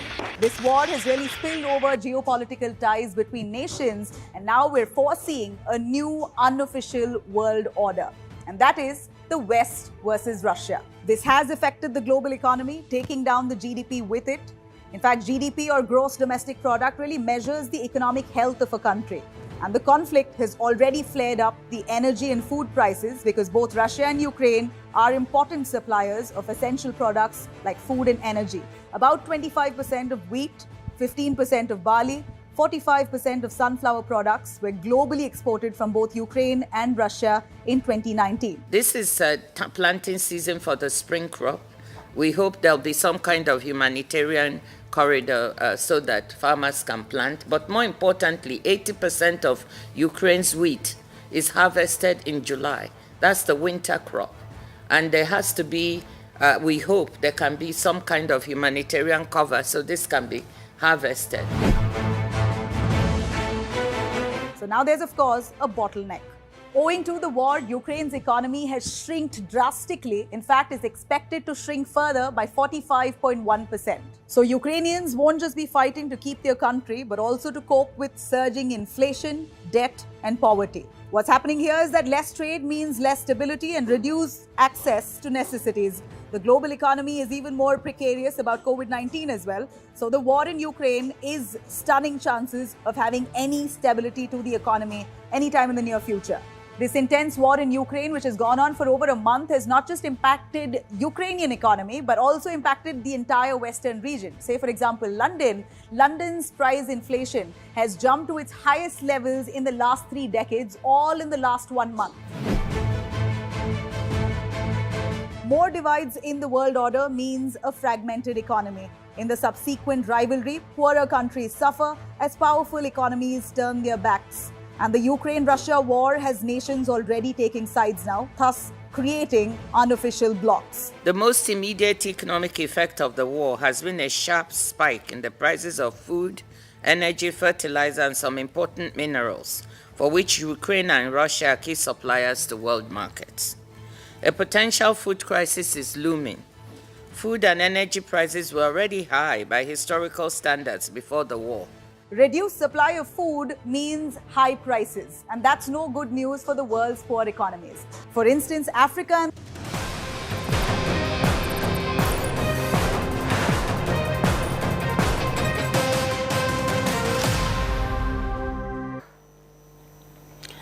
in a big blow to Congress, which has been trying to woo poll strategist Prashant Kishore, Telangana Rashtra Samiti has signed an agreement with Indian Political Action Committee, also known as the IPAC, for helping the party in the upcoming 2023 Assembly polls. IPAC finalized its contract for the 2023 Assembly elections with K. Chandrasekhar Rao's TRS, the Congress's opponent in Telangana. TRS Working President K.T. Rama Rao confirmed on Sunday that the TRS is working with the IPAC. This comes amidst discussions with the Congress leadership and indications that election strategist Prashant Kishore could join the party. Taking a swipe at Prashant Kishore, AICC Telangana in charge took to Twitter where he said, and I quote, "Never trust someone who is friends with your enemy," unquote. Kishore was in Hyderabad Saturday and Sunday, a day after he had a one-on-one meeting with Congress President Sonia Gandhi, holding marathon meetings with Rao and the TRS leadership.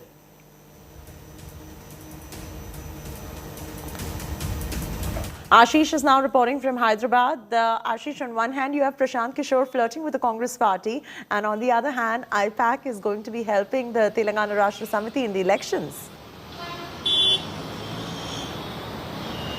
Yes, like you mentioned, in one hand we see the master strategist Prashant Kishore flirting with Congress. On the very other hand, he had a sleepover with TRS chief and Telangana Chief Minister K. Chandrasekhar Rao and at his official residence here in Hyderabad. On Saturday, Prashant arrived in Hyderabad. He held a consultation with TRS chief and Telangana Chief Minister K. Chandrasekhar Rao at his residence. This consultation went on till Sunday evening. In fact, in Sunday evening, K.T. Rama Rao, the son of Chief Minister K. Chandrasekhar Rao, who is working president of TRS, he met Prashant Kishore, and later on, when we inquired about any association between TRS and IPAC, the Indian Political Action Committee, the political strategist advocacy group founded by Prashant Kishore, K. Tarak Rama Rao, KTR, the son of Chief Minister K. Chandrasekhar Rao, he confirmed that TRS has formally associated itself with IPAC. We spoke to our sources in IPAC also. They also confirmed that IPAC Director Rishiraj Singh will be handling the campaign of TRS here in Telangana. In fact, IPAC is headquartered in Hyderabad. And Prashant today is in Delhi. Today he'll be meeting with a Congress leader. That's what our sources are confirming. Meanwhile, what is interesting is that IPAC sources say that Prashant might part his way out from IPAC. IPAC was founded by Prashant Kishore, and IPAC say that they are solely now a political advocacy group independently operating away from Prashant Kishore. But any formal announcement we are awaiting from either Prashant's side or IPAC side. All right, leave it at that. Thanks so much, Ashish, for joining us with those details right there. Moving on now, Punjab Chief Minister Bhagwant Mann is on a two-day visit to Delhi from today to visit schools and visit hospitals. In a bid to revamp the existing health and education infrastructure across the state, the Punjab Chief Minister Bhagwant Mann, along with Delhi Chief Minister Kejriwal, will undertake a whirlwind tour of the premier health institutes and schools in the national capital today. Both of them are going to be accompanied by a battery of senior officers from both education and health departments. The visit is aimed at sprucing up health and education infrastructure of Punjab by replicating the Delhi model. Both the Chief Ministers will visit Dr. Ambedkar Institute of Excellence at Kalkaji, followed by Mohalla clinics in Greater Kailash, Chirag Enclave. Mann and Kejriwal will also inspect the Rajiv Gandhi Hospital at Dilshad Garden. During this visit, a few MOUs with the Delhi government for imparting quality health and education facilities in Punjab are likely to be aimed at the presence of both the Chief Ministers.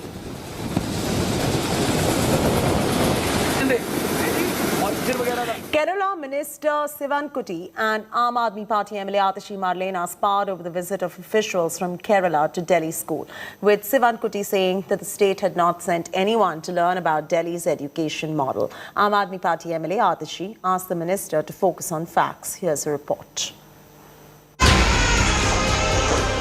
Yet another political altercation and a raging row over the so-called Delhi education model.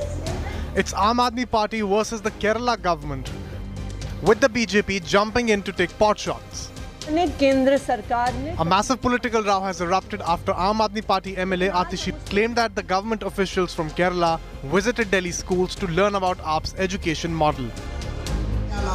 It was seen as yet another bid by Arvind Kejriwal government to showcase his Delhi model by claiming that Kerala, the most literate state of India, trying to emulate the model. But the Aam Aadmi Party claim fell flat really soon, with the Kerala Education Minister debunking the claims of the AAP MLA. Minister V. Sivankutty clarified that no officials were sent to Delhi by the Kerala government. Mocking Atishi, Sivankutty said that his state had in fact hosted several Delhi officials last month who visited to study the Kerala model. He even asked the Aam Aadmi Party government to clarify which officials it had welcomed. പൊതുവിദ്യാഭ്യാസ വകുപ്പ് അങ്ങനെ ഒരു ഡെലിഗേഷനെ കേരളത്തിൽ നിന്ന് വിട്ടിട്ടില്ല എന്ന് മാത്രമേ വിദ്യാഭ്യാസ മന്ത്രി എന്നുള്ള നിലയിൽ ഞാൻ പറഞ്ഞിട്ടുള്ളൂ. ഡൽഹിയിലെ വിദ്യാഭ്യാസ പ്രവർത്തനവും നയത്തോടൊന്നും ഒരു മതിപ്പോടും കേരള ഗവൺമെൻറ്റിന് ഇല്ല. നല്ല നിലയിൽ പോകുന്നു എന്ന് തന്നെയാണ് അഭിപ്രായം. അതിനെ സംബന്ധിച്ചിടത്തോളം ആഴത്തുള്ള പഠനമൊന്നും കേരള ഗവൺമെൻറ് നടത്തിയിട്ടില്ല. The BJP jumped into the fray, mocking the Aam Aadmi Party, calling the claim trip as false as Kejriwal's Delhi education model. Facing an all-round flak, AAP MLA Atashi said that Kerala officials who visited the Delhi school included Victor T.I., Regional Secretary of CBSE School Management Body, and N. Dinesh Babu, Confederation of Kerala Sahodaya Complexes and others. हमने स्पष्ट तौर पे कहा है कि केरला की जो CBSE schools की मैनेजमेंट है उसके अधिकारी आए. तो मेरा केरला के शिक्षा मंत्री जी से आग्रह रहेगा कि ट्विटर पे जाने में इतनी जल्दी में ना रहें, कृपया करके फैक्ट्स चेक कर लें, फिर भी कोई बात कहें. The controversy casting shadow of Aam Aadmi Party government's functioning comes ahead of a much publicized visit by Punjab Chief Minister Bhagwant Mann, who is visiting Delhi schools on Monday. Bureau Report, India Today. Gruesome murder of 5 members of a family in Uttar Pradesh's Prayagraj has shocked everyone. Cops have now registered an FIR and a probe is currently underway, but cops are clueless about the motive and perpetrators. Meanwhile, the opposition targeted Chief Minister Yogi Adityanath over the law and order situation in Uttar Pradesh. Here is a complete report.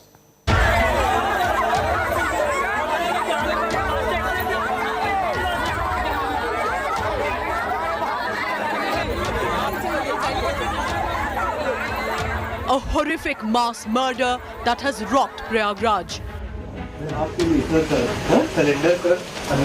5 members of one family, including 3 women and a 2-year-old girl child, brutally hacked to death.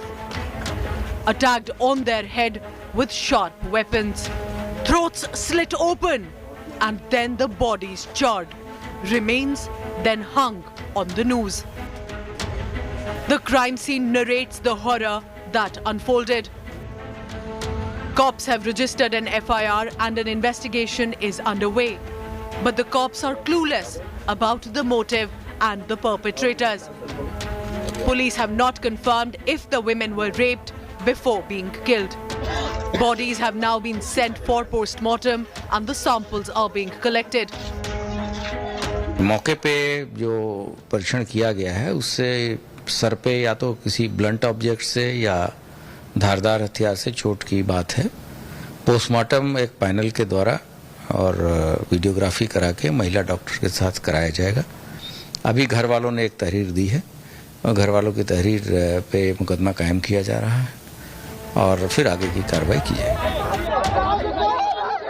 Dog squads have been deployed and a manhunt is on to nab these criminals. However, family of the deceased allege that the cops took the bodies forcibly. अगर 24 घंटा के अंदर सच्चे कातिल को पता नहीं चला तो हम परिवार सहित यहाँ पर आत्महत्या कर लेंगे। इसका जिम्मेदार उत्तर प्रदेश सरकार और हमारे डीएम साहब होंगे। The gruesome crime has now raked a huge political storm in the state. Opposition is targeting the Yogi Adityanath government over law and order situation in Uttar Pradesh and the growing crimes in the state. Allahabad में 5 लोगों की हत्या हो गई हो और police सो रही है। जो लोग कानून व्यवस्था के नाम पर सरकार में आए हों उन्हें जवाब देना चाहिए कि आखिरकार एक ही परिवार के इतने सदस्यों की हत्या कैसे हो गई। उत्तर प्रदेश की सरकार यहाँ पे जाति धर्म की राजनीति और मार्केटिंग इवेंट में बिजी है। अपराधी सरेआम घूम रहे हैं। यहाँ पे लगातार हत्याएं होती चली जा रही हैं। प्रयागराज में एक बार नहीं 2 बार घटनाएं घटी हैं और एक परिवार के 5 लोगों की हत्याएं हुई हैं और सरकार हाथ में हाथ रख के बैठी रहती है। मैं तो सरकार से कहूँ हाथ जोड़ के, प्रभु उत्तर प्रदेश में अपराध रोकिए। तो पहले तो इस जो दुर्घटना हुई है तो इसका खुलासा होना चाहिए और कोई भी निष्पक्ष संस्था से इसकी जांच कराई जाए और तुरंत जो घटना करने वाले अपराधी हैं तुरंत पकड़े जाएं और उसे कड़ी से कड़ी सजा दी जाए। Is it Yogi Raj or is it Gunda Raj? That is the question we put. And where are the people? Where are the leaders of Bharatiya Janata Party? Be it in the national level or be it in the state level. What are they doing? Have they gone in silent zone? Meanwhile, the BJP government has pledged to deliver justice to the family of the deceased. बड़ी निर्मम और बहुत बर्बर घटना है। मैं इस घटना के जो भी दोषी हैं पूरा भरोसा दिलाता हूं कि उनको खोज निकाला जाएगा और उनके खिलाफ कठोर से कठोर कार्रवाई की जाएगी। परिवार को सांत्वना देता हूं और हम लोग कोशिश करेंगे, परिवार से मिलेंगे भी और इसका खुलासा भी होगा और इसके जो भी दोषी होंगे उनको बख्शा नहीं जाएगा।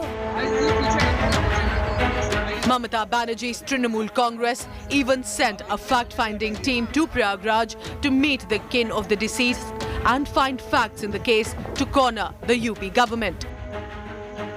पिछले 2 महीना के अंदर 4-5 जगह पे गंगा पार यही काम हुआ, यही हादसा हो रहा है, लेकिन पुलिस वाले चुप क्यों है, क्यों ठीक से जांच नहीं हो रहा है, ये पूछना चाहते हैं। The Prayagraj killings are second such murder reported in Uttar Pradesh in 1 week, raising questions over the law and order situation in Bulldozer Baba's Raj. Bureau Report, India Today. We're slipping to a very short commercial break here on India Today, but when we return, Russian onslaught on Ukraine continues. Scenes of desperation in cities. Up next, India Today reports from Ground Zero.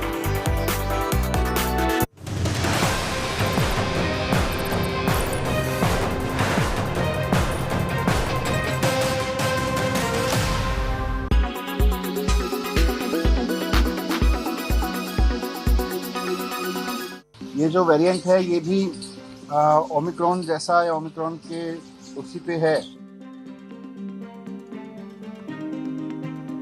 Just as COVID norms were being relaxed and the masks were beginning to come off, Delhi has seen a 48% rise in the number of home isolation cases.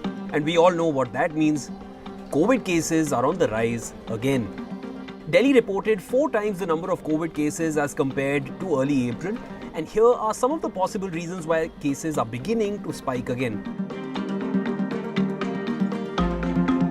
From an average of 100 cases per day, Delhi's cases have surged to over 500. and Haryana's tally has crossed 200 cases, which has been the highest in the past 5 weeks. The most obvious reason being touted for rise is the withdrawal of the mask mandate and relaxation of all COVID restrictions in general. Schools, offices have reopened, travel is back to normal, and most businesses have begun operating at full capacity. Many doctors have also said that very few people are going for a COVID test after the onset of symptoms, and people are now preferring to recuperate at home. This could also be a possible reason why there has been a stark rise in home isolation cases in the capital.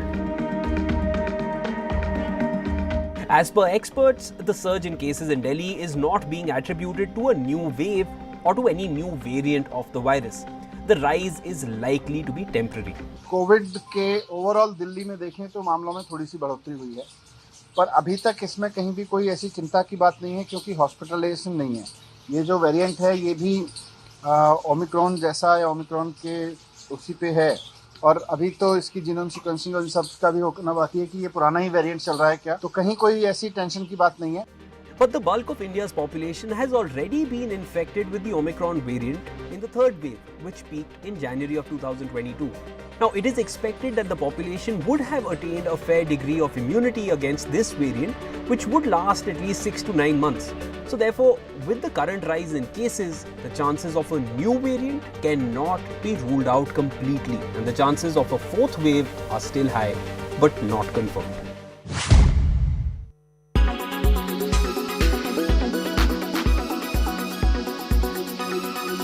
When it's the world's biggest news story, there's only one gold standard of journalism.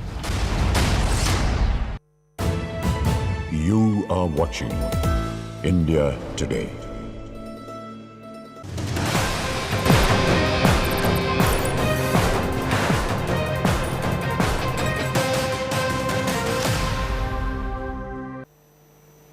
Amidst the Ukraine crisis, Prime Minister Modi to inaugurate the 7th edition of Raisina Dialogue beginning today. The aim of the Raisina Dialogue, which is India's flagship annual conference on geopolitics and geoeconomics, is to address the most challenging issues faced by the global community. With no signs of Russia's invasion on Ukraine coming to an end, the conference may witness discussions on the ongoing war. The chief guest in the conference will be the President of the European Union, Ursula von der Leyen. The conference, scheduled from 25th to 27th April, will have over 100 sessions with over 200 speakers.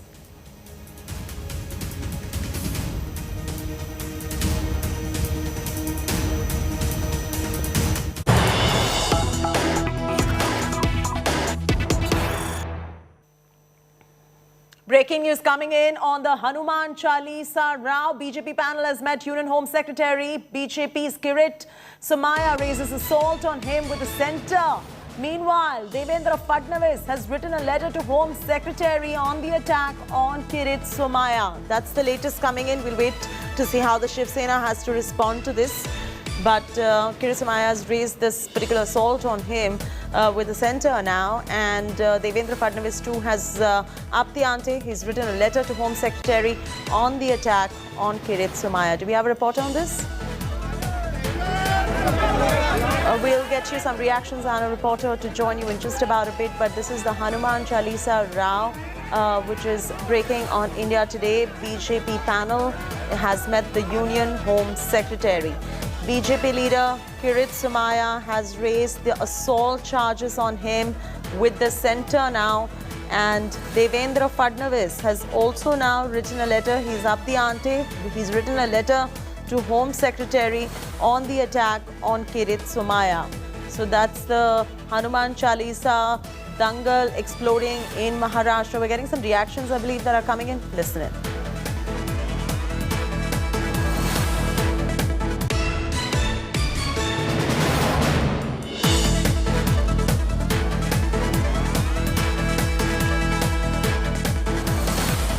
इसके बारे में और भी शिकायतें यहाँ पर आई है, ऐसा ध्यान में आया है। आज हमने ऐसे 7 एग्जाम्पल होम मिनिस्ट्री को दिए हैं।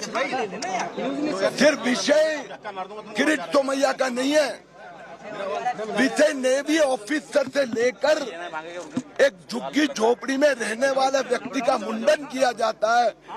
नेवल ऑफिसर के घर में शिवसेना के गुंडों उद्धव ठाकरे के कहने पे जाके मारते हैं। मनसुख हिरन की उद्धव ठाकरे के नियुक्त किए हुए 2 पुलिस ऑफिसर सुपारी लेके हत्या करते हैं। विधायक सांसद को जिंदा गाड़ने की धमकी दिया, जिंदा दफनाने की धमकी।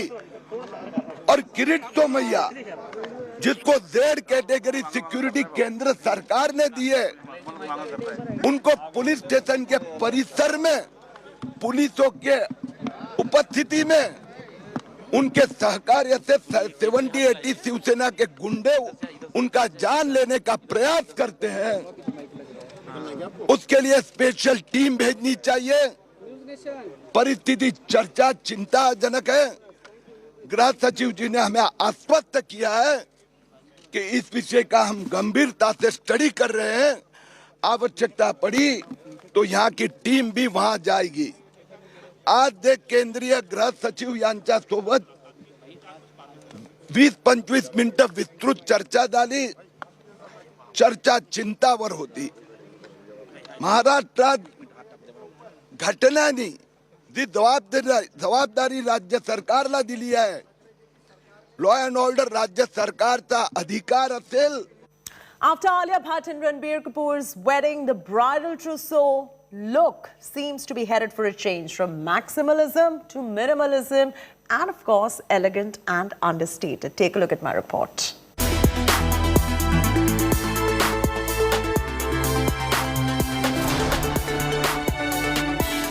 The big celebrity wedding of the year was that of Alia and Ranbir. What stood out the most was minimalism all the way. Right from Alia's ivory-coloured sabya attire to understated sequining to the venue and the attire of all the guests, all whispered classy. Post the global pandemic, we've all realized the importance of purposeful fashion. With wedding ceremonies curtailed to only intimate celebrations, bride and grooms are now more inclined to choose subtle, minimalistic and classic ensembles. Color palettes also reflect this new shift, where the couple now is choosing non-traditional colors like creams, whites, lilacs, sage and beige. A lot of people are breaking barriers of the traditional colors and choosing the colors that they're comfortable with. Most importantly, they are choosing outfits which are versatile. It's kind of like sustainable fashion. It's kind of like sustainable styling, because they would prefer if these outfits could be worn again in their life and not just, stuck to one occasion. A minimal, no makeup look is here as the trendsetter.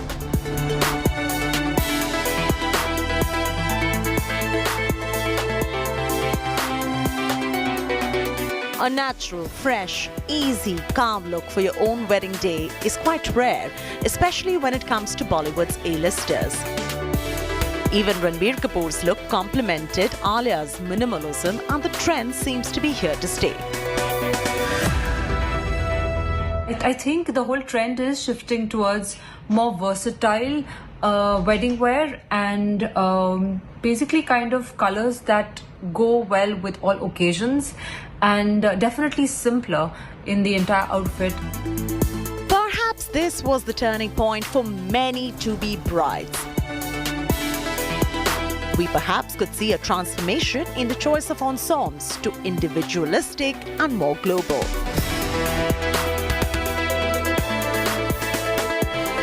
Look at these celebrity weddings globally.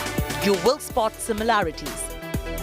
Next to no makeup, easy and flowy tresses, simple, elegant, and a minimalistic vibe. There seems to be a shift, but what has really led to it?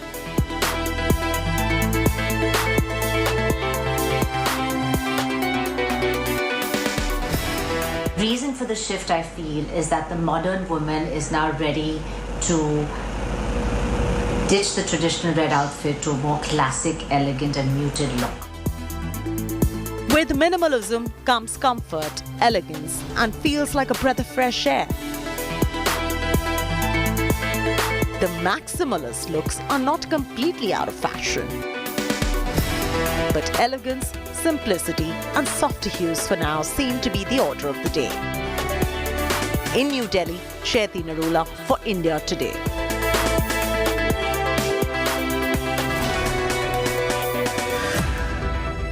It's a wrap from me, Chaiti Narula, on this bulletin. For further news and updates, do not forget to log on to indiatoday.in or go ahead and download our app. Stay with us. I'm joining you in just about a bit with the top headlines.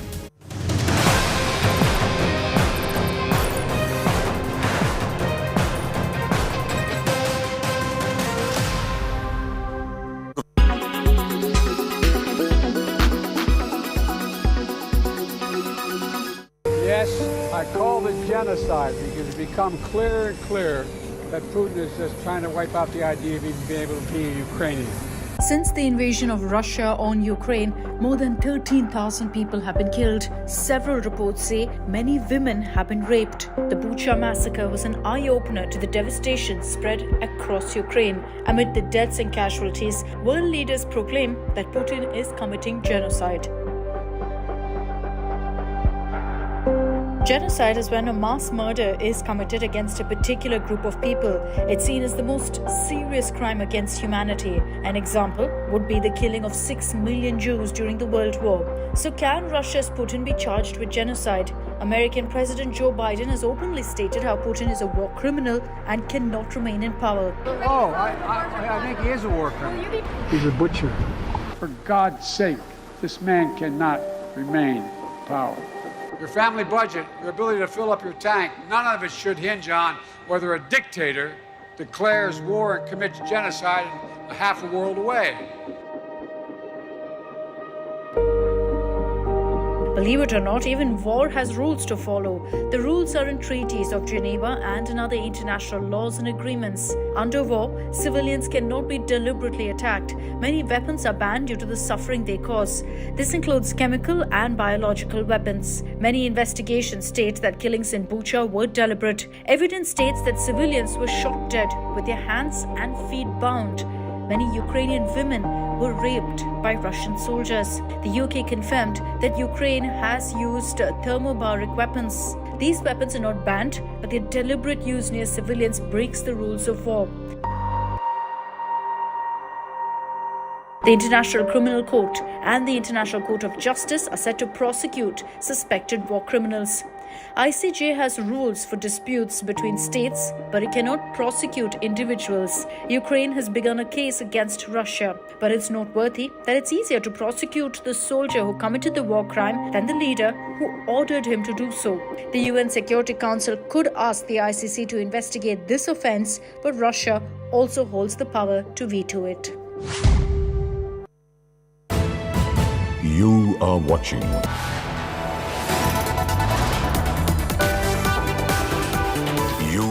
watching India Today.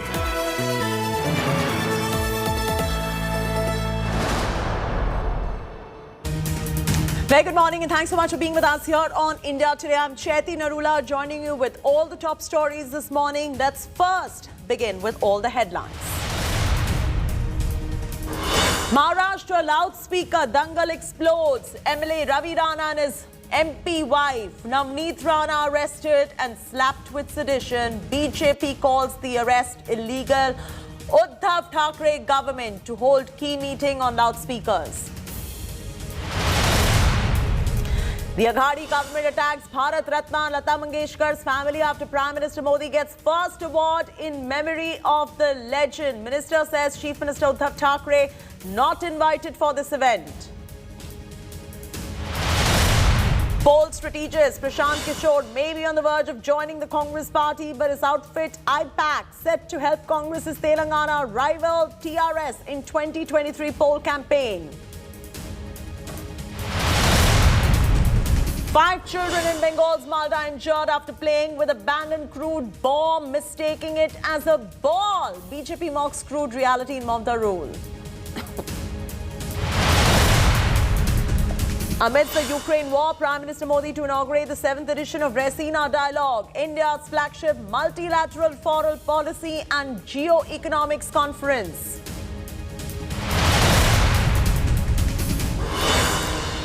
Russian onslaught on Ukraine continues. Scenes of desperation in cities. Kiev proposes talks with Russia near besieged Mariupol plant. India Today reports from Ground Zero.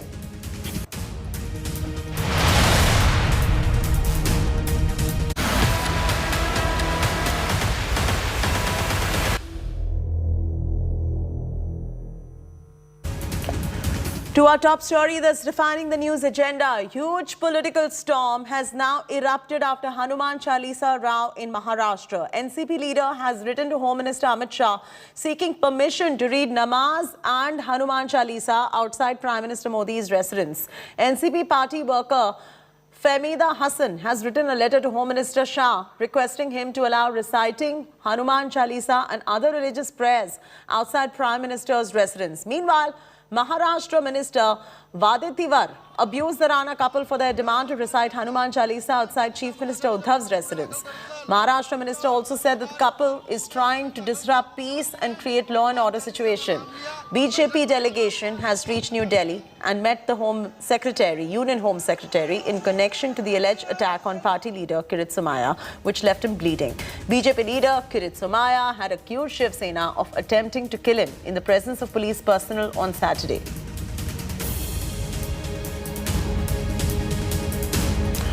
So that's the latest coming in as far as the Hanuman Chalisa face-off is concerned. It seems to be a tit-for-tat situation as far as NCP is concerned, writing to the Home Minister Amit Shah to do exactly what the Ranas did outside Uddhav Thackeray's residence. They eventually got arrested for it. So now they want to recite Hanuman Chalisa and namaz outside Prime Minister Narendra Modi's residence as well.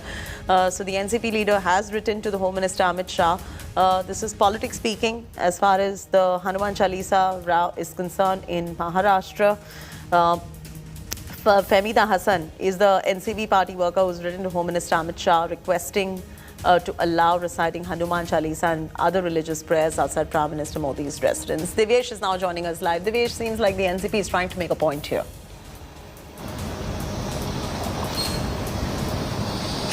Well, Cheti, this seems to be a retaliation from members of the Maha Vikas Aghadi government. NCP is a member of Maha Vikas Aghadi in Maharashtra, and Fahmida Hassan, who has written to the Home Minister seeking permission to recite Hanuman Chalisa and other religious prayers near the residence of Prime Minister Narendra Modi, has been sought after the issue that happened in Maharashtra yesterday and day before. Navneet Rana and Ravi Rana, independent lawmakers from Amravati in Maharashtra, had said that they wanted to recite Hanuman Chalisa at the residence of Uddhav Thackeray, CM of Maharashtra. They were arrested on Saturday evening. They remain behind bars. They've been booked for creating enmity between groups, and also charges of sedition have been applied against him. And after that, now Fahmida Hassan has written to Home Minister Amit Shah seeking permission to recite Hanuman Chalisa and other religious prayers at the residence of Prime Minister Narendra Modi. So this looks like a retaliation. This looks like an effort to retaliate the actions of Ravi Rana, Navneet Rana, and also the call given by MNS Chief Raj Thackeray. Okay. Now, right. May I request you to hold on? May I request you to hold on? There's some breaking news coming in. Devesh, be with us right there. Let's go straight across to the breaking news that's coming in.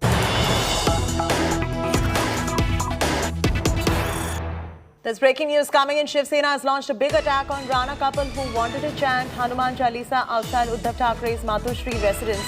Sanjay Raut has tweeted a purported probe report by Mumbai police that claimed that the Ranas used fake documents to obtain caste certificate. That's the latest coming in. Devesh is still with us. Devesh, what is this allegation by Sanjay Raut now adding fuel to the entire fire of the dangle that is already breaking out in Maharashtra over this entire Hanuman Chalisa Rao?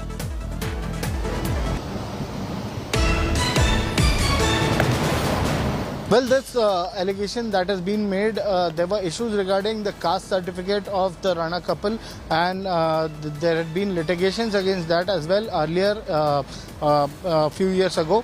But after that, it was resolved, and now it has been again brought up by Shiv Sena members, Shiv Sena leaders, amidst the row regarding Hanuman Chalisa, amidst their arrest that happened at Khar police station on Saturday evening. They remain in judicial judicial custody as of now. They've also sought that the caste certificates need to be probed. Caste certificates which were used to contest elections need to be probed, and further action should be taken against them. That is what is being sought by Shiv Sena leaders. Chaiti. All right, thanks Divyesh for joining us with the details right there. Huge setback for Rana couple. A Mumbai court has sent them to judicial remand till 6th of May. The police has charged the couple with sedition. The MLA-MP duo have been sent to different jails by the court. MLA Ravi Rana has been sent to Arthur Road Jail, while MP Navneet Rana has been sent to Baikala Women's Jail till the hearing of their bail plea. As per Special Public Prosecutor Pradeep Kharad, the court declined an urgent hearing to the bail application. It will now only come up on Friday. Their lawyer, Rizwan Merchant, termed the police case as fake and said that certain charges were added later under pressure. He termed all the charges against them as baseless since the couple had not flouted the laws as contended. BJP called the arrest illegal. Meanwhile, Shiv Sena mouthpiece Samna has called the protests a BJP staged drama.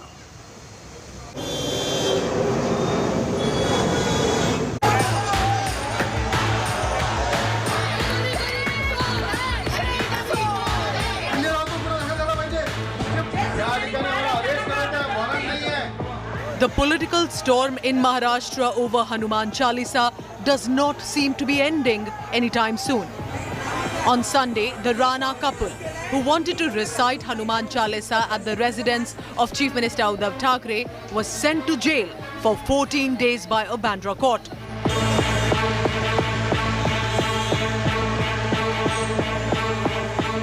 The Uddhav government slapped sedition charge against the lawmaker couple, accusing them of taking on the state machinery. The Ranas accused the Uddhav government of trying to stall their Hanuman Chalisa chanting and framing them with fake charges.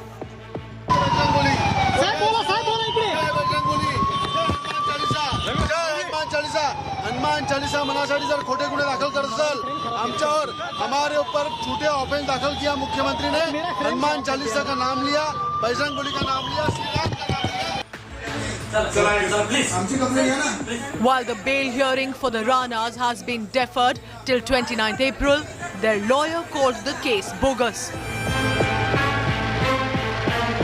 इन्होंने जो hate और dislike जो government के खिलाफ जो chief minister है उनके खिलाफ उन्होंने जो ये किया गवर्नमेंट मशीनरी को जो चैलेंज किया है उसकी तहत से इसको 124 लगाया. This entire case is a bogus case. They have a very strong feeling that they are standing on loose ground. They are standing on loose ground. They know there is a possibility of release on bail. Therefore, they have prepared for a second FIR. The Ranas, who are independent lawmakers from Amaravati, were taken for a medical checkup before being sent to prison. Back in their constituency, party workers performed a havan for this couple. The Bharatiya Janata Party has rallied behind the Ranas, calling Uddhav government's action a political vendetta. मुझे तो लगता है कि महाराष्ट्र की सरकार एक महिला से इतनी डरी कि उनको लोग जमा करके उनके ऊपर हमला करने की नौबत आई. इससे शर्मनाक बात क्या हो सकती है? The war of words escalated when BJP leaders Kirit Somaya and Mohit Kamboj alleged attacks by the Shiv Sena workers. प्रवक्ता वो नेता की भाषा बोलता है, वो संजय राउत नहीं बोलते. उद्धव ठाकरे जो कहते हैं वो बोलते हैं. तो मुख्यमंत्री ये कहता है हम 20 फुट का गड्ढा करेंगे और उसमें विरोधकों को गाड़ देंगे जिंदा. ये मुख्यमंत्री और उनकी माफिया सेना की भाषा है. किरीट सोमया अगर ज्यादा बोलेगा तो उनके मुंह में मैं कागज डाल दूंगा. The Ranas had drawn the ire of the Shiv Senics after taking on the Uddhav government over Hanuman Chalisa recital. A group of angry Shiv Senics tried to target the Rana household in Mumbai. The high-voltage Hanuman Chalisa fight getting shriller by the day. With Pankaj and Dev Kotak, Bureau Report, India Today. Amidst the ongoing Azan and Hanuman Chalisa round in Maharashtra, the Mahavikas Aghadi government has called for an all-party meeting on loudspeakers. MNS Chief Raj Thackeray will not participate in the meeting called by the state government today. On behalf of the MNS, Bala Nandgaonkar, Nitin Sardesai and Sandeep Deshpande will attend this meeting. The meeting has been called for by the State Home Minister Dilip Valse Patil to discuss the issue of loudspeakers at religious places and to ensure that there are no law and order issues in the state. The city cops arrested 10 more Shiv Sena workers, taking the total count to 16 who will be produced in court today. It is ruling Mahavikas Aghadi government versus the family of legendary singer and Bharat Ratna Lata Mangeshkar. Jitendra Awad, the housing minister of Maharashtra and NCP leader, has slammed the family of Nightingale of India, accusing it of giving a cold shoulder to Chief Minister Thackeray. Awad claimed that Mangeshkar family deliberately avoided mentioning Chief Minister Uddhav's name on the invitation letter of Lata Mangeshkar award ceremony. The Prime Minister Modi was conferred the first Lata Dinanath Mangeshkar Award last evening in a ceremony where Chief Minister Uddhav Thackeray was conspicuous by absence. The Maha Aghadi minister has said that Lata Mangeshkar family has heard the sentiments of 12 crore Marathi people. शायद जानते ही होंगे. Police have arrested AIM Hubli City Chief Dadapir Bedgeri in connection with violence that broke out in Karnataka's Hubli on 16th April. Bedgeri is the fourth AIMIM leader to be arrested in the case. The police have arrested a total of 146 people so far. Meanwhile, Section 144 has been withdrawn in the area. It was imposed in many areas after violence broke out earlier this month. On 16th of April, a crowd gathered outside Old Town Police Station in Hubli to demand strict action after a controversial social media post about a mosque went viral. Soon, violence broke out and stone pelting began. In the ensuing chaos, a few police officers were injured. The state government has now said that stringent action is going to be taken against the accused.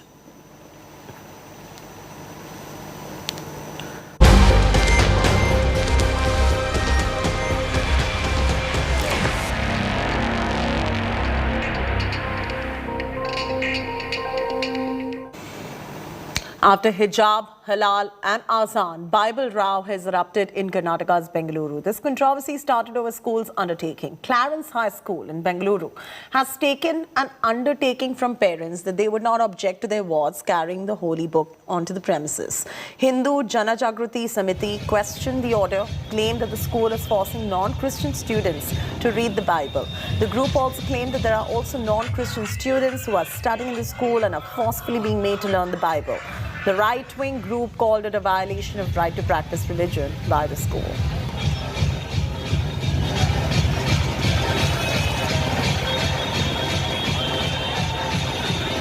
Bangalore के Richard road में जो Clarence high school है, यहाँ जो बच्चे admission लेते हैं उनके लिए बाइबल कैरी करना, बाइबल पढ़ना, बाइबल शिक्षण कंपलसरी बनाया है.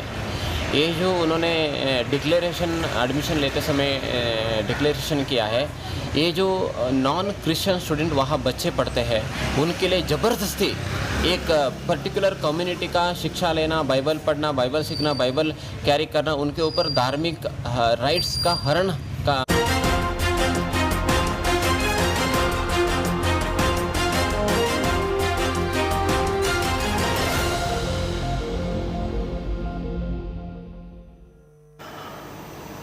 Jailed Yes Bank co-founder Rana Kapoor has made some startling accusations against the Gandhi family. Rana Kapoor alleged that he was forced to buy a Maqbool Fiza Hussain painting of Rajiv Gandhi from Priyanka for a price of 2 crore rupees. BJP targeted the Congress over the allegations and said that the Grand Old Party extorted money from the businessmen during their rule. Here is the complete report coming in. A timeless painting of late former Prime Minister Rajiv Gandhi by the legendary MF Hussain at the center of a raging political war. After an explosive admission by Yes Bank founder Rana Kapoor, who told the ED that he was forced to buy the painting for 2 crore rupees from Congress leader Priyanka Gandhi Vadra. After allegedly being coerced and convinced by the Congress leader Murli Deora, who offered a relationship with the powerful Gandhi family. Kapoor also claimed that Sonia Gandhi's confidant, late Ahmed Patel, assured him that he would be seriously considered for the Padma Bhushan Award for supporting the Gandhi family. Deora's son Milind had later allegedly told Rana Kapoor that the sum of the 2 crore rupees went toward Congress chief Sonia Gandhi's treatment in New York. Rana Kapoor is presently in prison after arrest in a 5,000 crore rupees money laundering case. The allegations gave fuel to the BJP to target the Congress. BJP alleged that the Gandhis were running an extortion racket. The BJP even shared what it claimed was a letter by Priyanka Gandhi acknowledging the payment by Rana Kapoor. It is quite evident from Rana Kapoor's statement that the Gandhi family and the Congress was extorting money from businessmen for their personal use.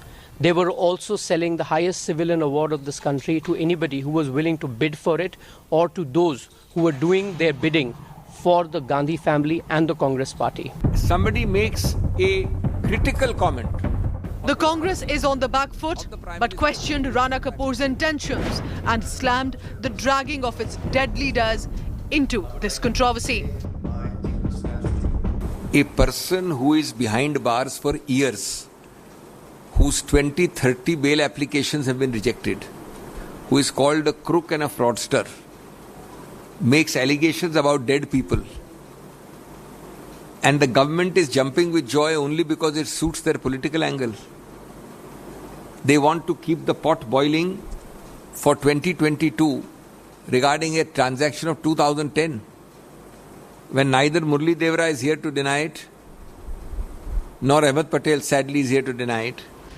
The allegations have raised several questions.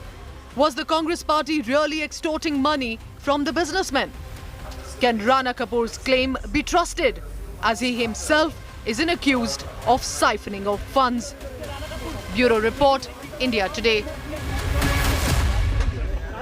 Almost a year after West Bengal post-poll violence, the aftermath of events continue to affect the BJP workers who fled home fearing TMC members' assault. 303 BJP workers who left homes and went to Assam are afraid to go back. Here's a report coming in.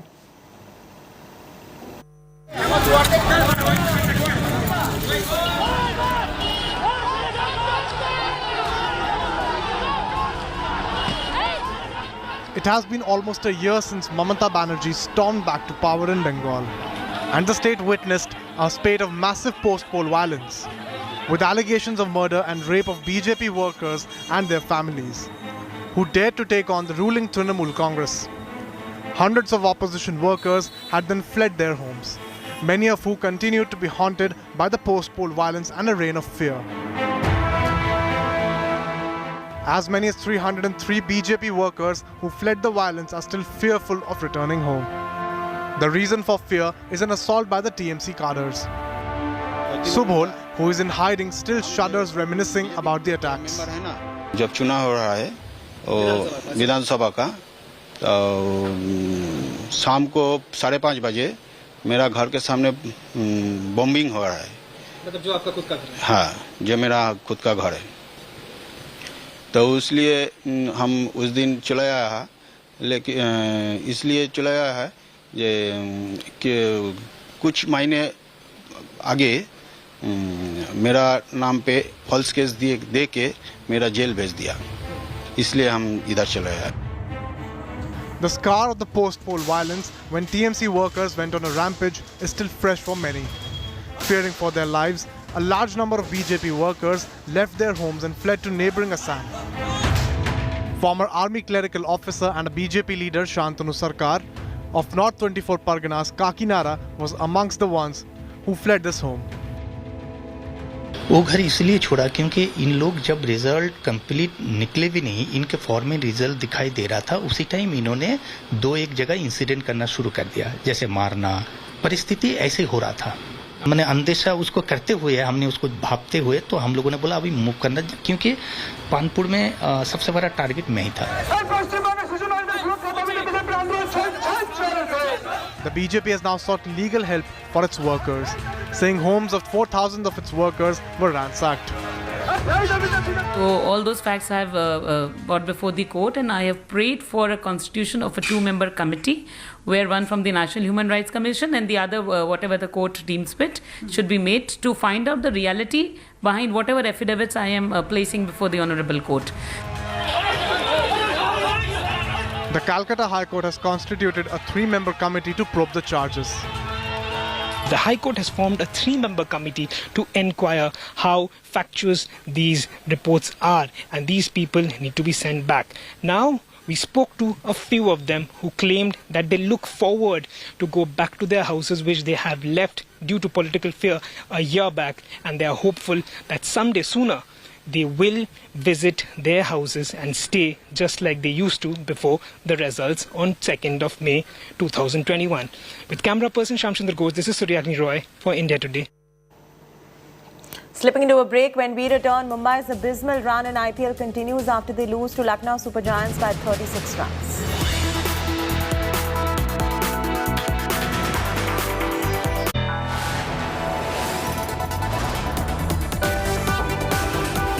You are watching India Today.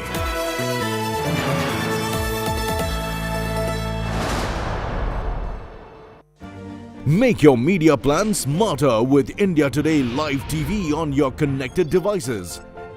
Amplify your brand with 100 million smart internet viewers. To advertise, mail us at sales@aajtak.com or call 9999892171.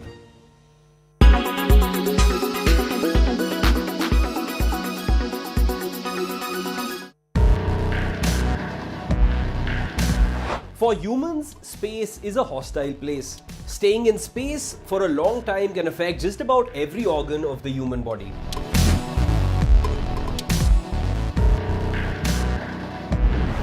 The biggest challenges for any human body in space are microgravity and cosmic radiation. Microgravity affects body functions and the bone density drops by 1 to 1.5% in a single month. This is equivalent to that lost by an elderly person on Earth in 1 year. The muscles are also affected and lose up to 20% of their mass in a few days. The heart atrophies no longer work so hard to pump blood from the feet to the brain. The body fluids travel to the head, which puts pressure on the brain and eyes. This can lead to long-term problems with vision. The other dangers include the effect on arteries. In just 6 months, the arteries can age between 20 and 30 years. The body can have kidney stones because urine contains more calcium, which results in a reduction in bone density. The backbone can lengthen up to 5 centimeters, and this increases the risk of slipping a disc. Now comes cosmic radiation. Humans are protected from cosmic radiation on Earth by the atmosphere, but in space, it poses a real threat. Exposure to radiation on the International Space Station is 10 times greater than on Earth. It increases the risk of cancer and also alters the blood count and the immune system. The loneliness of spaceflight is also another challenge. It can affect morale and can cause stress. To put it in a nutshell, it is a lot to deal with, especially on long missions like those to Mars, where astronauts could be in space for up to 9 months.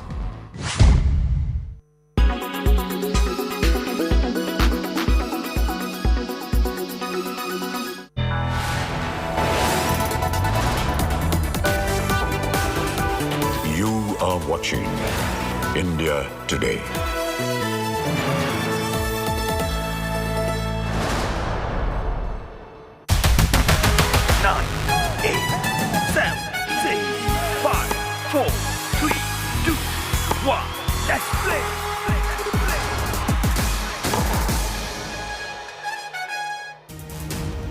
And all the IPL updates now. 8 out of 8. Mumbai's abysmal run in IPL continued after they lost to Lucknow Super Giants by 36 runs last evening. 5-time champions Mumbai have now lost 8 games in a row.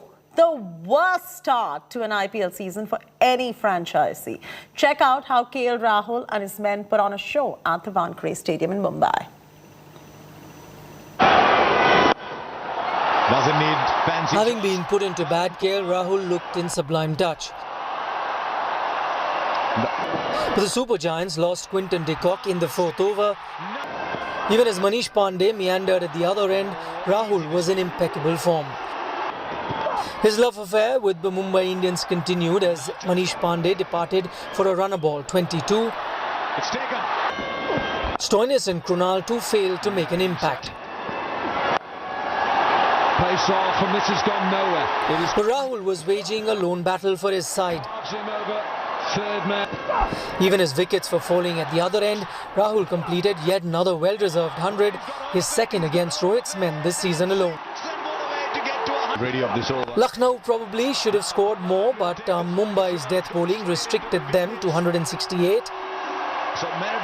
In reply, Rohit Sharma finally found form, even as his partner Ishan Kishan struggled at the other end.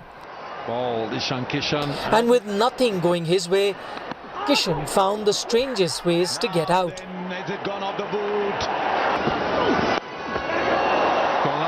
And then Mumbai lost the plot. Brevis, Rohit and Surya all departing in quick succession. Brilliantly taken in there. Tilak Verma raised hopes of a Mumbai resurgence with some lusty blows. But superb death bowling from Lucknow ensured Mumbai succumbed to their 8th straight loss of the season. This season in 3 outings. The Indian archery team ended the Archery World Cup Stage 1 campaign with 2 gold medals. The recurve mixed team of Tarandeep Rai and Riddhi Kaur twice came from behind to win their maiden gold medal. 38-year-old Rai and 17-year-old Riddhi sealed the top spot with 2 nines in the shoot-off against the Great Britain duo of Bryony Pittman and Alex Wise, who shot 9 and 8 respectively. Before the recurve mixed team goal, the men's compound team of Abhishek Verma, Rajat Chauhan and Aman Saini had piped the French team in a thrilling finale.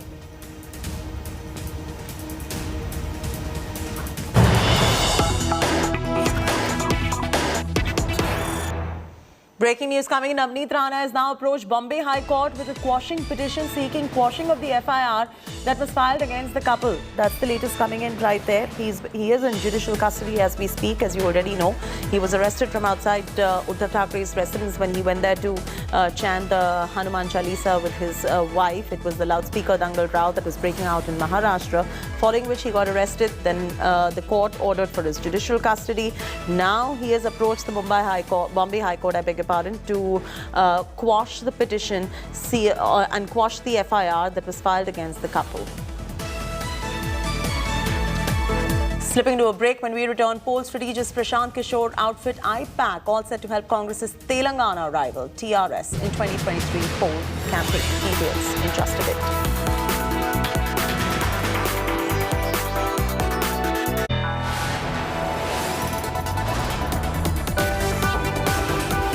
You are watching India Today.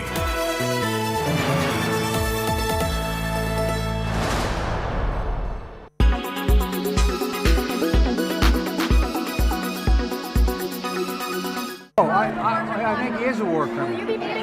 Putin has been called by many names, and now Moscow's undisputed leader has the world's attention. Some even have taken interest in Putin's childhood to understand his present actions. While his past will not justify his present, it's worth having a look into and understanding who Putin really is.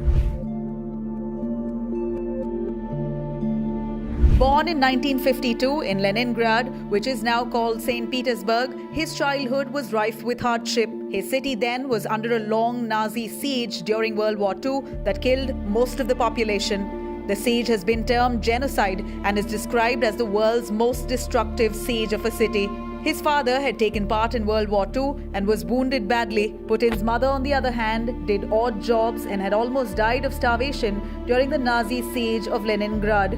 Putin's family had a room in a rundown apartment shared with 2 other families, so there was always scarcity of hot water, food, and little or no heat in their room. While his parents worked, he would be left with another family or on his own. He was left to look out for himself even when he was bullied in the neighborhood. So his childhood saw food insecurity, bullying, shelter issue, wartime, and even parental trauma. But he luckily found mentors, learned judo, and got a law degree. And that would lead up to his first job in the Russian government when he joined Soviet Union's main security agency, KGB, before entering the Kremlin. Experts say that Putin's childhood dictated his personality. Moreover, he was culturally and psychologically married to the idea of Soviet Union, which stopped existing. One US secretary once said that when she met Putin, she found him to be unemotional and cold. And if you look back at figures like Nazi Germany's Adolf Hitler and Soviet Union's Joseph Stalin, they all had childhood trauma that is often linked back to their actions by historians. Now, let me draw your focus to his announcement that he made before invading Ukraine.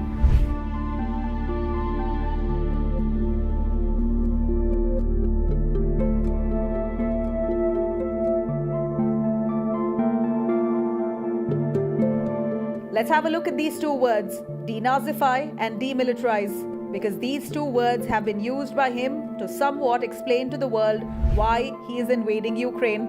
And now link that to his childhood trauma of living under military hell, bullying, and war trauma.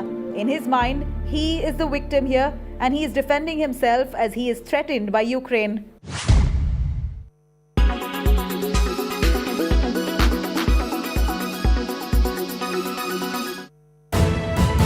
You are watching India Today.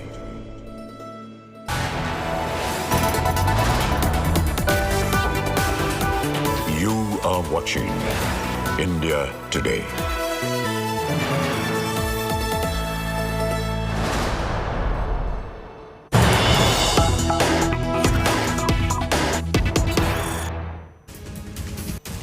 Breaking news just coming in. India Today accesses exclusive details of Jaish-e-Mohammed's terror plot to stop Prime Minister Modi's Jammu rally. According to the intelligence report that India Today has exclusively accessed, Jaish-e-Mohammed wanted to stop Prime Minister Modi from holding his rally in Jammu on 24th of April. The Sunjwan attack on a CISF bus was intended to divert security forces' attention. That's what we're picking up. And Jaish terrorists were planning a slew of other attacks to ensure that the Prime Minister's rally was called off.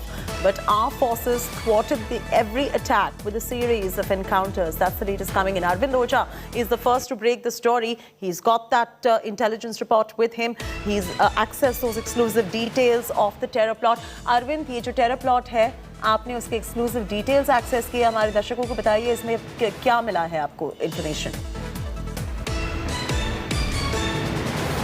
देखिए, India today के पास बाकायदा जो intelligence report है उसकी copy भी मौजूद है और सुंजवान में 22 अप्रैल को जो सीआईएसएफ के बस में जो अटैक हुआ था वो जैश-ए-मोहम्मद की प्लानिंग एक स्ट्रेटजी का हिस्सा था। दरअसल जैश-ए-मोहम्मद के टॉप लीडरशिप ने प्लान किया था कि इस तरह का अटैक जम्मू में किया जाए कि 24 अप्रैल को जो प्रधानमंत्री नरेंद्र मोदी की रैली होने वाली थी वो किसी न किसी तरह से कैंसिल हो जाए सिक्योरिटी थ्रेट को लेकर। जो इंटेलिजेंस रिपोर्ट है उसके मुताबिक 6 foreign terrorist, Pakistani terrorist Jaish के, वो जम्मू में मौजूद थे। 2 टेररिस्ट ने सुंजवान में सीआईएसएफ की बस पर अटैक किया जिनको न्यूट्रलाइज कर लिया था एजेंसी ने, जो आर्मी है उसने। बल्कि जो 4 टेररिस्ट थे उनको सांभा में जो सरपंच और पंच जो रैली में आए थे शामिल होने के लिए उन पर अटैक करना था, लेकिन उनको भी सेना ने कहीं ना कहीं न्यूट्रलाइज कर दिया। तो एक जो प्लान था जैश का कि सुंजवान में अटैक करना है, सबसे पहले वहां पर सिक्योरिटी फोर्सेज जो स्पेशल फोर्सेज है वो वहां पर इंगेज होता, जिसके बाद सांभा में जो सरपंच और पंच जुटे हुए थे उन पर अटैक होता। तो एक बड़े पैमाने पर प्लानिंग की गई थी जैश-ए-मोहम्मद के जरिए और प्लान यही था कि बैक टू बैक अटैक होता जिससे प्रधानमंत्री नरेंद्र मोदी की जो सांभा में रैली थी वो कैंसिल हो जाती। लेकिन यहाँ पर कामयाबी आर्मी की है, इंडियन आर्मी की है, इंटेलिजेंस एजेंसीज की है, जिसने इस पूरे जो टेरर मॉड्यूल को न सिर्फ न्यूट्रलाइज किया बल्कि जो एक बड़ी प्लानिंग थी उसको भी खत्म किया। चैती Bilkul. Arvind, thanks for joining us with those details right there. We'll keep coming back to you as more details surface. Arvind Ojha with that exclusive report. Moving on now. In a big blow to the Congress party, which has been trying to woo poll strategist Prashant Kishore for a while now, Telangana Rashtra Samiti has signed an agreement with the Indian Political Action Committee, also known as the IPAC, which is Prashant Kishore's outfit, for helping the party in the upcoming 2023 Assembly polls. IPAC finalized its contract for the 2023 Assembly elections with K. Chandrasekhar Rao's TRS, the Congress's main opponent in Telangana. TRS working president K.T. Rama Rao has confirmed on Sunday that the TRS is working with the IPAC. This is coming amidst discussions with the Congress leadership and indications that election strategist Prashant Kishore could perhaps join the Congress party. Taking a swipe at Kishore, AICC Telangana in charge took to Twitter where he said, and I quote, "Never trust someone who is friends with your enemy," unquote. Kishore was in Hyderabad Saturday and Sunday, a day after he had a one-to-one meeting with Congress President Sonia Gandhi, holding marathon meetings with Rao and the TRS leadership.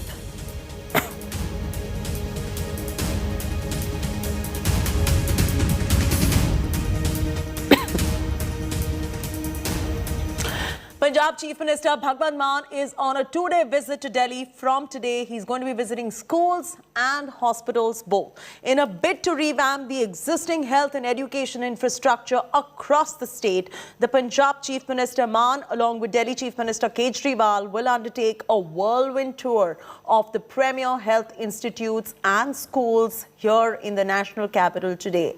Both of them are going to be accompanied by a battery of senior officers from Education and Health Department.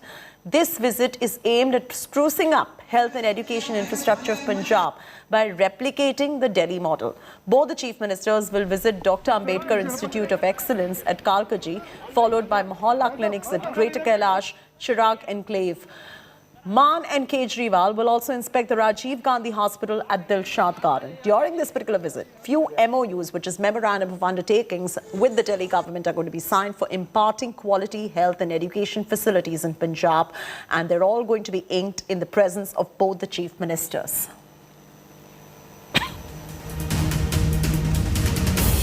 Kerala Minister Sivan Kutty and Aam Aadmi Party MLA Atishi Marlina sparred over the visit of officials from Kerala to a Delhi school, with Sivan Kutty saying the state had not sent anyone to learn about Delhi's education model. Aam Aadmi Party MLA Atishi Marlena asked the minister to focus on facts. Here's a report. Yet another political altercation and a raging row over the so-called Delhi education model. It's Aam Aadmi Party versus the Kerala government, with the BJP jumping in to take potshots. A massive political row has erupted after Aam Aadmi Party MLA Atishi claimed that the government officials from Kerala visited Delhi schools to learn about AAP's education model. It was seen as yet another bid by Arvind Kejriwal government to showcase his Delhi model by claiming that Kerala, the most literate state of India, trying to emulate the model. But the Aam Aadmi Party claim fell flat really soon, with the Kerala Education Minister debunking the claims of the AAP MLA. Minister V. Sivan Kutty clarified that no officials were sent to Delhi by the Kerala government. Mocking Atishi, Sivan Kutty said that his state had in fact hosted several Delhi officials last month who visited to study the Kerala model. He even asked the Aam Aadmi Party government to clarify which officials it had welcomed. പൊതുവിദ്യാഭ്യാസ വകുപ്പ് അങ്ങനെ ഒരു ഡെലിഗേഷനെ കേരളത്തിൽ നിന്ന് വിട്ടിട്ടില്ല എന്ന് മാത്രമേ വിദ്യാഭ്യാസ മന്ത്രി എന്നുള്ള നിലയിൽ ഞാൻ പറഞ്ഞിട്ടുള്ളൂ. ഡൽഹിയിലെ വിദ്യാഭ്യാസ പ്രവർത്തനവും നയത്തോടൊന്നും ഒരു മതിപ്പോടും കേരള ഗവൺമെൻറ്റിന് ഇല്ല. നല്ല നിലയിൽ പോകുന്നു എന്ന് തന്നെയാണ് അഭിപ്രായം. അതിനെ സംബന്ധിച്ചിടത്തോളം ആഴത്തുള്ള പഠനമൊന്നും കേരള ഗവൺമെൻറ് നടത്തിയിട്ടില്ല. The BJP jumped into the fray, mocking the Aam Aadmi Party, calling the claim trip as false as Kejriwal's Delhi education model. Facing an all-round flak, AAP MLA Atishi said that Kerala officials who visited the Delhi school included Victor T.I., Regional Secretary of CBSE School Management Body, and N. Dinesh Babu, Confederation of Kerala Sahodaya Complexes and others. हमने स्पष्ट तौर पे कहा है कि केरला की जो CBSE schools की मैनेजमेंट है उसके अधिकारी आए. तो मेरा केरला के शिक्षा मंत्री जी से आग्रह रहेगा कि ट्विटर पे जाने में इतनी जल्दी में ना रहें, कृपया करके फैक्ट्स चेक कर लें, फिर भी कोई बात कहें. The controversy casting shadow of Aam Aadmi Party government's functioning comes ahead of a much publicized visit by Punjab Chief Minister Bhagwant Mann, who is visiting Delhi schools on Monday. Bureau Report, India Today. The gruesome murder of 5 members of a family in UP's Prayagraj, has shocked the entire nation. Cops have now registered an FIR and a probe is currently underway. But cops are clueless about the motive and the perpetrators. Meanwhile, the opposition has targeted Chief Minister Yogi Adityanath over the law and order situation in the state of Uttar Pradesh. Here is a complete report.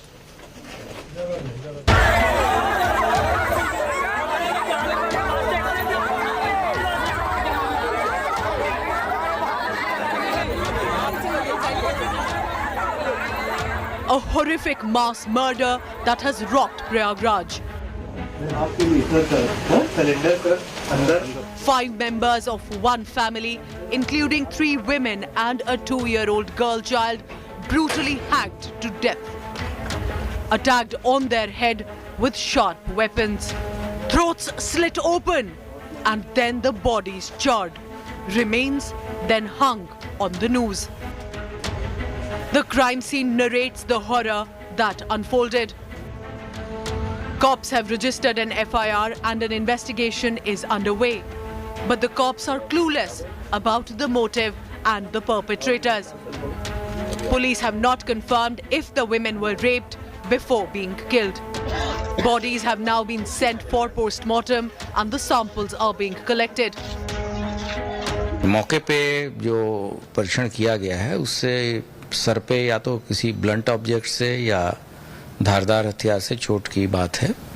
Postmortem एक panel के द्वारा और videography करा के महिला doctor के साथ कराया जाएगा। अभी घर वालों ने एक तहरीर दी है और घर वालों की तहरीर पे मुकदमा कायम किया जा रहा है और फिर आगे की कार्रवाई की जाएगी। Dog squads have been deployed and a manhunt is on to nab these criminals. However, family of the deceased allege that the cops took the bodies forcibly. अगर 24 घंटा के अंदर सच्चे कातिल को पता नहीं चला तो हम परिवार सहित यहाँ पर आत्महत्या कर लेंगे। इसका जिम्मेदार उत्तर प्रदेश सरकार और हमारे डीएम साहब होंगे। The gruesome crime has now raked a huge political storm in the state. Opposition is targeting the Yogi Adityanath government over law and order situation in Uttar Pradesh and the growing crimes in the state. Allahabad में 5 लोगों की हत्या हो गई हो और police सो रही है। जो लोग कानून व्यवस्था के नाम पर सरकार में आए हों उन्हें जवाब देना चाहिए कि आखिरकार एक ही परिवार के इतने सदस्यों की हत्या कैसे हो गई। उत्तर प्रदेश की सरकार यहाँ पे जाति धर्म की राजनीति और मार्केटिंग इवेंट में बिजी है। अपराधी सरेआम घूम रहे हैं। यहाँ पे लगातार हत्याएं होती चली जा रही हैं। प्रयागराज में एक बार नहीं 2-2 बार घटनाएं घटी हैं और एक-एक परिवार के 5-5 लोगों की हत्याएं हुई हैं और सरकार हाथ में हाथ रख के बैठी रहती है। मैं तो सरकार से कहूँ हाथ जोड़ के प्रभु उत्तर प्रदेश में अपराध रोकिए। तो पहले तो इस जो दुर्घटना हुई है तो इसका खुलासा होना चाहिए और कोई भी निष्पक्ष संस्था से इसकी जांच कराई जाए और तुरंत जो घटना करने वाले अपराधी हैं तुरंत पकड़े जाएं और उसे कड़ी से कड़ी सजा दी जाए। Is it Yogi Raj or is it Gunda Raj? That is the question we put. And where are the people? Where are the leaders of Bharatiya Janata Party? Be it in the national level or be it in the state level. What are they doing? Have they gone in silent zone? Meanwhile, the BJP government has pledged to deliver justice to the family of the deceased. बड़ी निर्मम और बहुत बर्बर घटना है। मैं इस घटना के जो भी दोषी हैं पूरा भरोसा दिलाता हूं कि उनको खोज निकाला जाएगा और उनके खिलाफ कठोर से कठोर कार्रवाई की जाएगी। परिवार को सांत्वना देता हूं और हम लोग कोशिश करेंगे, परिवार से मिलेंगे भी और इसका खुलासा भी होगा और इसके जो भी दोषी होंगे उनको बख्शा नहीं जाएगा। Mamata Banerjee's Trinamool Congress even sent a fact-finding team to Prayagraj to meet the kin of the deceased and find facts in the case to corner the UP government. पिछले 2 महीना के अंदर 4-5 जगह पे गंगा पार यही काम हुआ, यही हादसा हो रहा है, लेकिन पुलिस वाले चुप क्यों है, क्यों ठीक से जांच नहीं हो रहा है, ये पूछना चाहते हैं। The Prayagraj killings are second such murder reported in Uttar Pradesh in 1 week, raising questions over the law and order situation in bulldozer Baba's Raj. Bureau Report, India Today. Slipping to a break. When we return, Russian onslaught on Ukraine continues. Scenes of desperation in cities. India Today reports from ground zero, bringing you all these ground reports. Stay with us right here. This and more in just about a bit.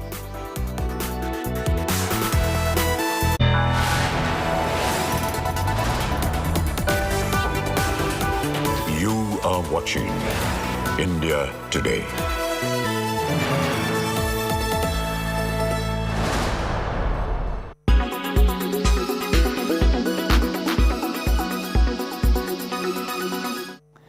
COVID-19, an infection that shook the world and transformed our lives. 2 years on, we have learned to live with the virus. 5 variants of concern have been in circulation, and the last reported variant of concern, Omicron, is mutating. The World Health Organization has warned about mutating variants, saying that viruses will continue to change form and also variants that will come together to form recombinants. What is a recombinant virus then? A virus that is a hybrid version of 2 strains of a previous virus is a recombinant. Recently, the United Kingdom Health Security Agency said that there are 3 recombinant strains. XD, which is a hybrid of Delta and BA1 Omicron variant, XE, which is a recombination of BA1 and BA2 variants of Omicron, and XF, another hybrid of Delta and Omicron. Let's tell you about XE first. Where in the world have recombinants been found? Well, the WHO has warned about the evolved Omicron variant or recombinant virus XE. The body says it will classify XE under the Omicron umbrella until significant differences in transmission and disease characteristics, including severity, may be reported. It was first detected in the UK in January 2022, beginning of this year, and a very limited number of cases have been found in China and Thailand. While the recombinant XE is still being studied, initial reports suggest the virus has a community growth rate advantage of 10% as compared to the BA2 strain of Omicron, which has been categorized as the most transmissible strain so far. The WHO says that some media have misreported the potential growth advantage of 10% as 10 times. This is incorrect. If the 10% increase in growth is confirmed, this variant would actually just be 1.1 times more transmissible, not 10 times. Well, since it's a genetic mutation of 2 strains of existing variant, the symptoms remain the same: fever, scratchy and sore throat, skin irritation and discoloration, gastrointestinal distress, palpitation, etc.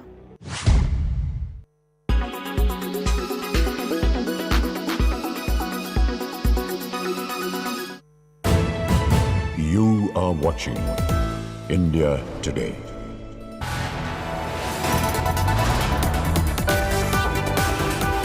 You are watching India Today.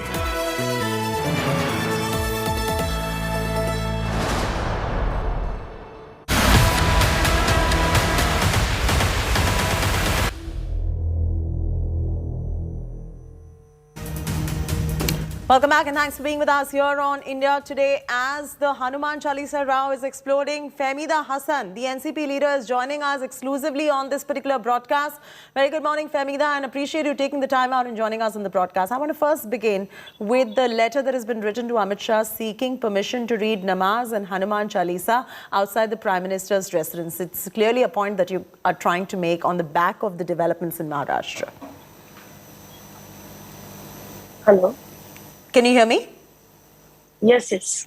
मैं आपसे पूछना चाहती हूँ कि आपने ये जो letter लिखा हुआ है अमित शाह को, होम मिनिस्टर अमित शाह को, जो परमिशन, जो नमाज और हनुमान चालीसा जो आपको प्राइम मिनिस्टर मोदी के घर कर बाहर पढ़ना है, उसके लिए जो आपने लेटर लिखा है, क्लियरली आप लोग ये टिट फॉर टैट सिचुएशन कर रहे हो, क्योंकि ऑन द बैक ऑफ जो महाराष्ट्र में हुआ है, मैम ये टीट फॉर टैट नहीं कहा जाएगा, क्योंकि मैंने परमिशन उनसे मांगा है कि सर्वधर्मीय प्रार्थना करना है।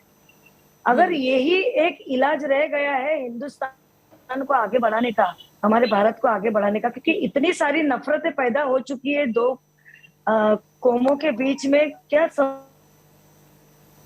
में नहीं आ रहा है भारत जा रहा है। आज क्या ये हनुमान चालीसा वगैरह पढ़ने से, मुझे बताइए आप, रोजगारी मिल जाएगी? हमारे जो बच्चे हैं वो बेरोजगार बन चुके हैं, उनके पास नौकरियां नहीं है। हम एक गृहिणी है, उसके नाते हमारे जो किचन के ऊपर इतना बड़ा दबाव आया है। नहीं, आप ये करना क्यों चाह रहे हो? आप ये राणा कपल है, उन लोगों को आपकी सरकार ने अरेस्ट कर दिया महाराष्ट्र में। वो भी उद्धव ठाकरे जी के घर के बाहर हनुमान चालीसा पढ़ रहे थे और आप लोगों ने अरेस्ट करा दिया उन्हें। तो उसके बाद आप लोगों ने ये खत लिखा है अमित शाह जी को कि आपको परमिशन चाहिए। मैंने उसी दिन 23 तारीख को उनको खत लिखा है कि क्या मुझे हमारे मोटा भाई आदरणीय अमित शाह जी पीएम आवास के बाहर हमें परमिशन देंगे क्या? मैं तो सिर्फ हनुमान चालीसा पढ़ने के लिए परमिशन नहीं मांगी थी। हमारे भारत में जितने भी धर्म है वो सब धर्मों की मैं सद्भावना करती हूँ और मैं सब धर्म का श्लोक पढ़ना चाहती थी। कुरान की आयत रहने दो, नोविनो रहने दो, ग्रंथ साहिब रहने दो, दुर्गा चालीसा रहने दो, हनुमान चालीसा, क्या यही एक इलाज बचा है क्या? नवनीत राणा जी को भी यही सोचना चाहिए था। तो मैं हमारे जो प्राइम मिनिस्टर उन्होंने जब उद्धव ठाकरे के चीफ मिनिस्टर महाराष्ट्र उद्धव ठाकरे के घर कर बार जब उन्होंने हनुमान चालीसा पढ़ने की कोशिश की तो उन्हें अरेस्ट क्यों कराया गया हमारा महाविकास अघाड़ी सरकार ने? मैम, मैं घर से बाहर निकली नहीं हूँ, क्योंकि कोई भी आज एक आंदोलन वगैरह लेते हैं या कुछ लेते हैं तो अगर वो नोटिस देते हैं तो हमें वो चीज से परे हटना चाहिए। लेकिन उन्होंने फिर भी नहीं सुना, उनको 2 दिन पहले भी नोटिस दिया गया। तो मैं सबसे देश के जनता से भी यही पूछना चाहूंगी कि क्या यही सॉल्यूशन एक बचा है क्या? ये सारी स्टड करके क्या मिल सकता है, मुझे ये बताइए। आज इन लोग बोलते हैं कि उद्धव ठाकरे जी का हिंदुत्व खत्म हो गया है। तो मुझे ये बताइए कि पहले वो एक शिवसेना संगठन के अध्यक्ष थे, आज वो पूरे राज्य के अध्यक्ष है। एक राज्य का प्रमुख रहता है, राज्य के अंदर सारी जातियों के लोग रहते हैं, तो उन्हें सारी जातियों के लोगों को सोच समझ के वो फैसला लेना चाहिए ना। मुझे एक परसों एक जन ने ये भी पूछा कि अभी शिवसेना इफ्तार पार्टी कैसे ले रही है? इफ्तार पार्टी तो सब लेती है, बीजेपी भी लेती है, सब लेती है। आज ये हमारी गंगा जमनी तहजीब बन चुकी थी। 75 साल हो गया हमारी देश को आजादी को, और देश की आजादी में जितना हिंदुओं का समर्थन रहा है उतना मुस्लिमों का भी रहा है। आज हमारा जो देश का राष्ट्रगान है वो भी एक मुस्लिम ने लिखा है। आज एक जो झंडा हम आज आप अमित शाह जी से क्या चाहते हो? आप अमित शाह जी से क्या चाहते हो? आप होम मिनिस्टर से क्या चाहते हो? मैं अमित शाह जी से ये चाहती हूँ कि ये जो चीजें हैं वो मेहरबानी करके बंद हो जाए। ये जो हिंदू मुस्लिम का जो राग छिड़ गया है वो करके बंद हो जाइए और करवा दीजिए। ये जो भोंगे राजनीति के और ये धर्म के नाम पे जो भोंगे बज रहे हैं वो बंद कराना हम चाहते हैं। हम शांति चाहते हैं, हम देश में तरक्की चाहते हैं, हम बेरोजगारों की रोजगार चाहते हैं, हम महंगाई कम चाहते हैं, हम हमारे जो रसोई का बजट बढ़ गया उससे कम चाहते हैं। हम यही शांति चाहते हैं। इसीलिए मैंने बोली अमित शाह जी को कि अमित शाह जी आप नवनीत राणा जी को, क्योंकि हमें तो ऐसा ही कहा गया कि नवनीत राणा जी को बीजेपी वालों ने ही भेजा है, उन्होंने ही ये स्टंट कराया। पहले राज ठाकरे के थ्रू करवाया, फिर नवनीत राणा जी के थ्रू कराया। तो करना क्या चाहती है बीजेपी? हमने तो अयोध्या के टाइम पे भी मुसलमानों ने कोर्ट का ही फैसला माना, और जिस दिन राज ठाकरे जी ने बयान दिया था कि भोंगे बंद कराए जाए, मस्जिद के लाउडस्पीकर बंद कराया जाए, तो मुसलमानों ने यही प्रतिक्रिया दी थी कि अगर कोर्ट की गाइडलाइन आती है तो हम वो भी बंद करने को तैयार है।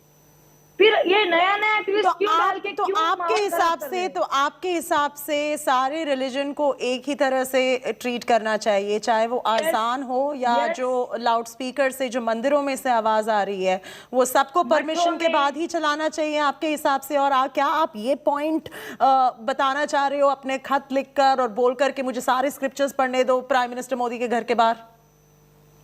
मुझे प्राइम मिनिस्टर मोदी जी से अगर ये नवनीत राणा जी का स्टेटमेंट क्या था कि मैं हनुमान पढ़ के उनका हिंदुत्व बराबर है, अभी हनुमान चालीसा हम भी रोज सुबह में पढ़ते हैं, लेकिन इसका ये मतलब नहीं है कि किसी का हिंदुत्व, किसी का ईमान। अभी हमारे प्राइम मिनिस्टर और हमारे गृह मंत्री जी देश के दोनों जैन है, तो क्या हम जैनिज्म ये सब पढ़ के जगा सकते हैं क्या? आप भी मैम बताइए, आप एक कॉमन पब्लिक के नाते बताइए कि ये सब अगर जागना है तो इंसान को दिल से जागेगा। All right. Thank you so much for joining us on this broadcast. That was the NCP leader who has written a letter to the Home Minister seeking permission to read all the scriptures outside Prime Minister Narendra Modi's house. We're going to leave it at that. With that, it's a wrap from me, Chaiti Narula, on this bulletin. For further news and updates, don't forget to log on to indiatoday.in or go ahead and download our app. Thanks for tuning in. Thanks for your time.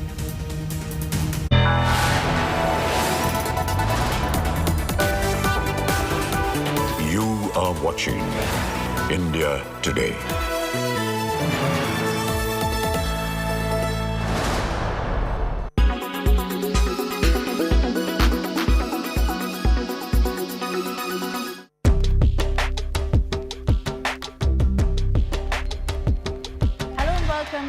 Unfiltered. This week, we're going to be talking about a raging, much discussed, much debated Hindi imposition.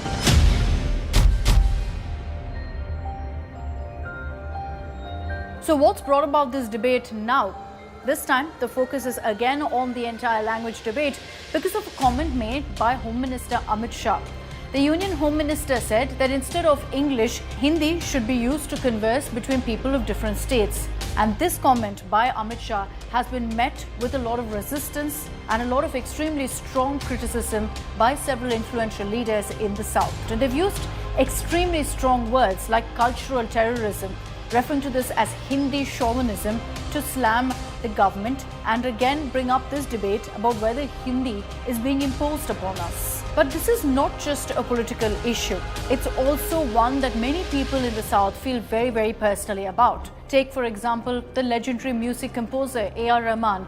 He's composed so many beautiful tracks in Hindi, and yet he's spoken out on this issue. Here's what he said. மத்திய அமைச்சர் வந்து இந்த இந்தி சம்பந்தமா சொல்லிருக்காரு, இனிப்பு மொழியா இருக்கணும்னு சொல்லிட்டு. The fact that someone like A.R. Rahman, who's so fiercely private, I'm sure you can never recall him really speaking out on controversial issues. The fact that he too has spoken on this speaks volumes of how it resonates and how emotive an issue it is for people in South India, particularly in the state of Tamil Nadu. But I did state that this is also a political issue. Dravidian parties have raised this issue time and again, largely because it fits into their narrative perfectly and because Tamil Nadu has seen very, very successful anti-Hindi agitations in the past as well. And Tamilians essentially see the imposition of Hindi as a North takeover, as an attempt to essentially kind of weed out their own culture. And the basic argument that's put forth time and again in this is that when we live in a country that's so diverse, when almost every single state has its own language, has its own mother tongue, why should Hindi be the symbol of unity?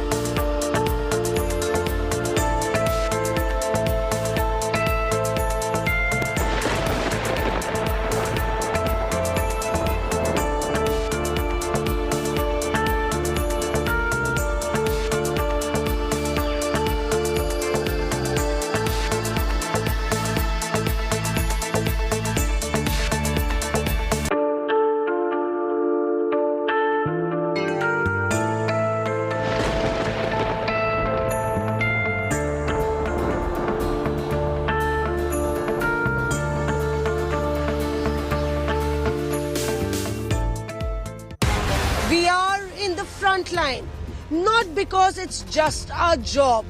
It is our duty to tell you the story as it unfolds, brave, fearlessly, relentlessly, and we'll do it at any cost.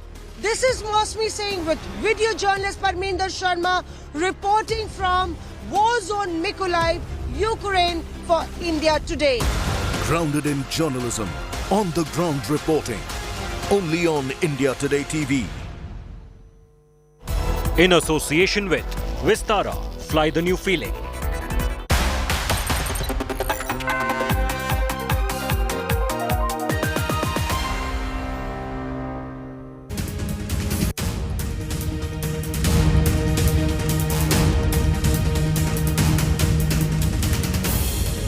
A very good afternoon. You're watching India Today with me, Nabila Jamal, taking you through all the top news. First, the headlines. Maharashtra loudspeaker dangle explodes. MLA Ravi Rana and his wife MP Navneet Rana have moved the Bombay High Court against sedition FIR. NCP leader seeks permission to hold namaz and chant Chalisa at Prime Minister's residence. Aghadi government attacks Bharat Ratna Lata Mangeshkar's family after Prime Minister Modi gets first award in memory of the legend. Minister says Chief Minister Uddhav Thackeray not invited for the event. Poll strategist Prashant Kishore may be on the verge of joining the Congress party, but his outfit, IPAC, set to help Congress's Telangana rival, TRS, in 2023 poll campaign.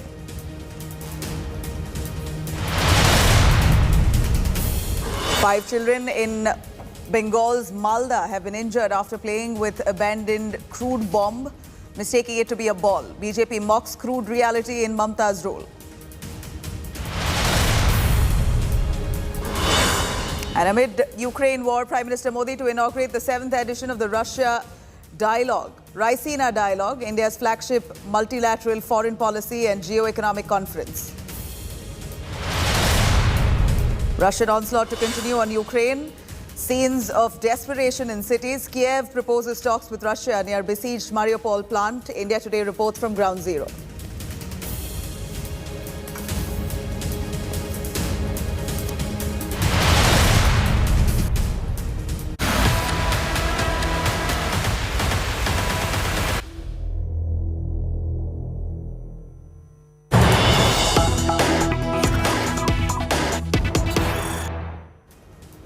All right, here's some big breaking news coming in from Maharashtra. Opposition now backs off from Maharashtra all-party meeting. Leaders of the opposition, Devendra Fadnavis, to skip the all-party meet scheduled by the state government to resolve loudspeaker issue that's been boiling in the state.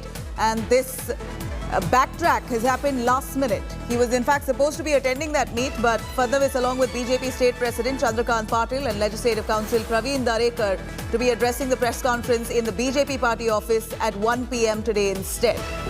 Remember, all bigwigs, including Chief Minister Uddhav Thackeray of Maharashtra, were supposed to be meeting in an all-party meet to resolve this huge controversy over loudspeakers at religious places. In fact, here, Devendra Fadnavis, the leader of the opposition who was supposed to be attending this all-party meet, is now last minute backed off. He skips the all-party meeting that was scheduled to take place by the state government only to resolve this matter. But instead, here, Devendra Fadnavis, along with state BJP leaders and President Chandrakant Patil, Legislative Council Praveen Darekar, are all set to address a press conference instead in the BJP office at 1 p.m. today. Let me cut across to Dev Kotak, who's joining us live from Mumbai on that. Dev, we know that parties have been at a flashpoint over loudspeakers inside mosques, and then you have several opposition leaders demanding the same loudspeakers in temples as well for them to chant Hanuman Chalisa. While we see that controversy brewing and blowing up, the Uddhav Thackeray government decided to have an all-party meeting to try and resolve the issue. But here you have leader of opposition, Devendra Fadnavis, pulling out last minute. What's the reason?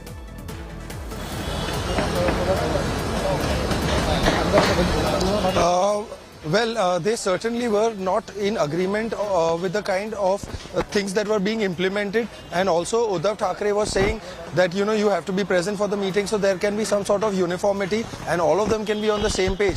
But Devendra Fadnavis sought to skip the meeting and instead is going to be addressing a press conference later today at 1 p.m.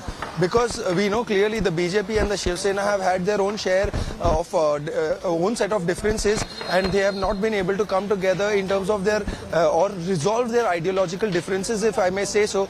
That is why Praveen Darekar, Devendra Fadnavis and other senior leaders of the BJP have decided unanimously to skip the meeting, while other parties like the MNS, AIMIM, the Vanchit Bahujan Aghadi of Prakash Ambedkar, all these people are currently sitting inside the meeting. Right now we are outside the Sahyadri guest house and the meeting is underway. It began at 11:30 a.m. These are the details we have for now. Also, the Chief Minister Uddhav Thackeray himself is not present. His son and State's Tourism and Guardian Minister Aditya Thackeray is present. In fact, he arrived for the meeting about 15 minutes ago, and they're all currently talking and discussing in terms of what the usage of loudspeakers policy should be for the state of Maharashtra, because all different politicians have had their own set of understandings. They've drawn their own inferences. So that is why, in order to bring them at the same level and on the same page, this meeting is being conducted. So I think in wake of the communal tension and all sorts of other controversies that are going on, people are creating their own versions. They just thought that let us come to the table, sit together and talk it out so that everybody clearly, but that really did not go as per plan.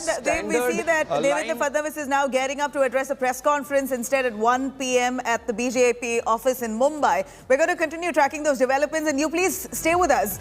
Amid this ongoing Azan and Hanuman Chalisa Rao in Maharashtra, Mahavikas Aghadi government has now called an all-party meeting on loudspeakers. Chief Minister Uddhav Thackeray, the leader of the opposition Devendra Fadnavis, and MNS Chief Raj Thackeray will not participate in this meeting that was called by the state government today. On behalf of MNS, Bala Nangoankar, Nitin Sardesai, Sandeep Deshpande will be attending this meet. The meeting has been called by the State Home Minister, Dilip Walse Patil, to discuss the issue of loudspeakers at religious places and to ensure that there are no law and order issues with regards to this. The city cops arrested 10 more Shiv Sena workers, taking the total count now to 16, who will be produced before court today. BJP MP Sadhvi Pragya Singh Thakur has sparked yet another controversy over this. She said that Muslims who throw stones on Hindu religious processions can go to another country. She said that they who pelt stones had got to a country on basis of religious independence, and in fact, if they can't abide to the rules, then they can go from here. हिंदुओं की लड़कियों को उठा करके ले जाना, उनको बरगला करके ले जाना, बाकी मतांतरण करवा देना, उनका चोरी छुपे शादी करवा देना, भगा लेना, और पूरा समाज साथ में दे रहा है। स्वतंत्र भारत में उनके लिए एक देश बन गया है ना, धर्म के आधार पर। जाइए, रहिए वहाँ, पर ये देश सनातनी है, सनातनी रहेगा। हिंदुओं को पूजा पाठ करने का स्वतंत्रता से अधिकार है और रहेगा, और इसके लिए हम कुछ भी कर सकते हैं। All right, we are looking at comments coming in from all political quarters. A huge political storm now with regards to Hanuman Chalisa only erupts in Maharashtra, with NCP leader Famida Hassan has written to Home Minister Amit Shah seeking permission to read namaz and Hanuman Chalisa outside Prime Minister's residence. Famida Hassan has said that the centre must allow reciting Hanuman Chalisa and other religious prayers outside Prime Minister Modi's residence at 7 Lok Kalyan Marg in Delhi. Meanwhile, Maharashtra Minister Vijay Wadettiwar abused the Rana couple for their demand to recite Hanuman Chalisa outside Chief Minister Uddhav Thackeray's residence. The Maharashtra minister has also said that the couple is trying to disrupt peace and create law and order problem. Meanwhile, BJP Mumbai delegation has reached Delhi and met with Union Home Secretary in Delhi in connection to the alleged attack on party leader Kirit Somaiya, which left him bleeding. BJP leader Kirit Somaiya had accused the Shiv Sena of attempting to kill him in the presence of police personnel on Saturday. दो एक खासदार और MLA जो एक family है, उन्होंने बेवजह से हिंदुस्तान में या दिल्ली में या मुंबई में और पूरे देश में बकाया करार तैयार करने का काम किया था। इसी के साथ मुंबई को भी अशांत करने का काम, मुंबई में कानून सुव्यवस्था बिगाड़ने का काम किया। मुझे पता नहीं कि ये लोगों का मकसद क्या है, क्या समझना है। हमने बोल दिया कि हमारे मुख्यमंत्री जी सम्मानीय उद्धव जी ठाकरे ने हनुमान चालीसा पढ़ना ही चाहिए, नहीं तो हम मातोश्री में जाके पढ़ाएंगे। अरे तेरे बाप का क्या जाता है, तू कौन लगाए रे? अगर तेरे को बोलना है तो जहाँ बोलना है तू बोल, तेरे को जहाँ पढ़ना है पढ़, नहीं दो जी फाक नहीं बोलना चाहिए, तेरे बाप का नौकर है क्या? ऐसे नीच लोग, नालायक लोग इस हिंदुस्तान में पैदा। A letter that has been written to Amit Shah seeking permission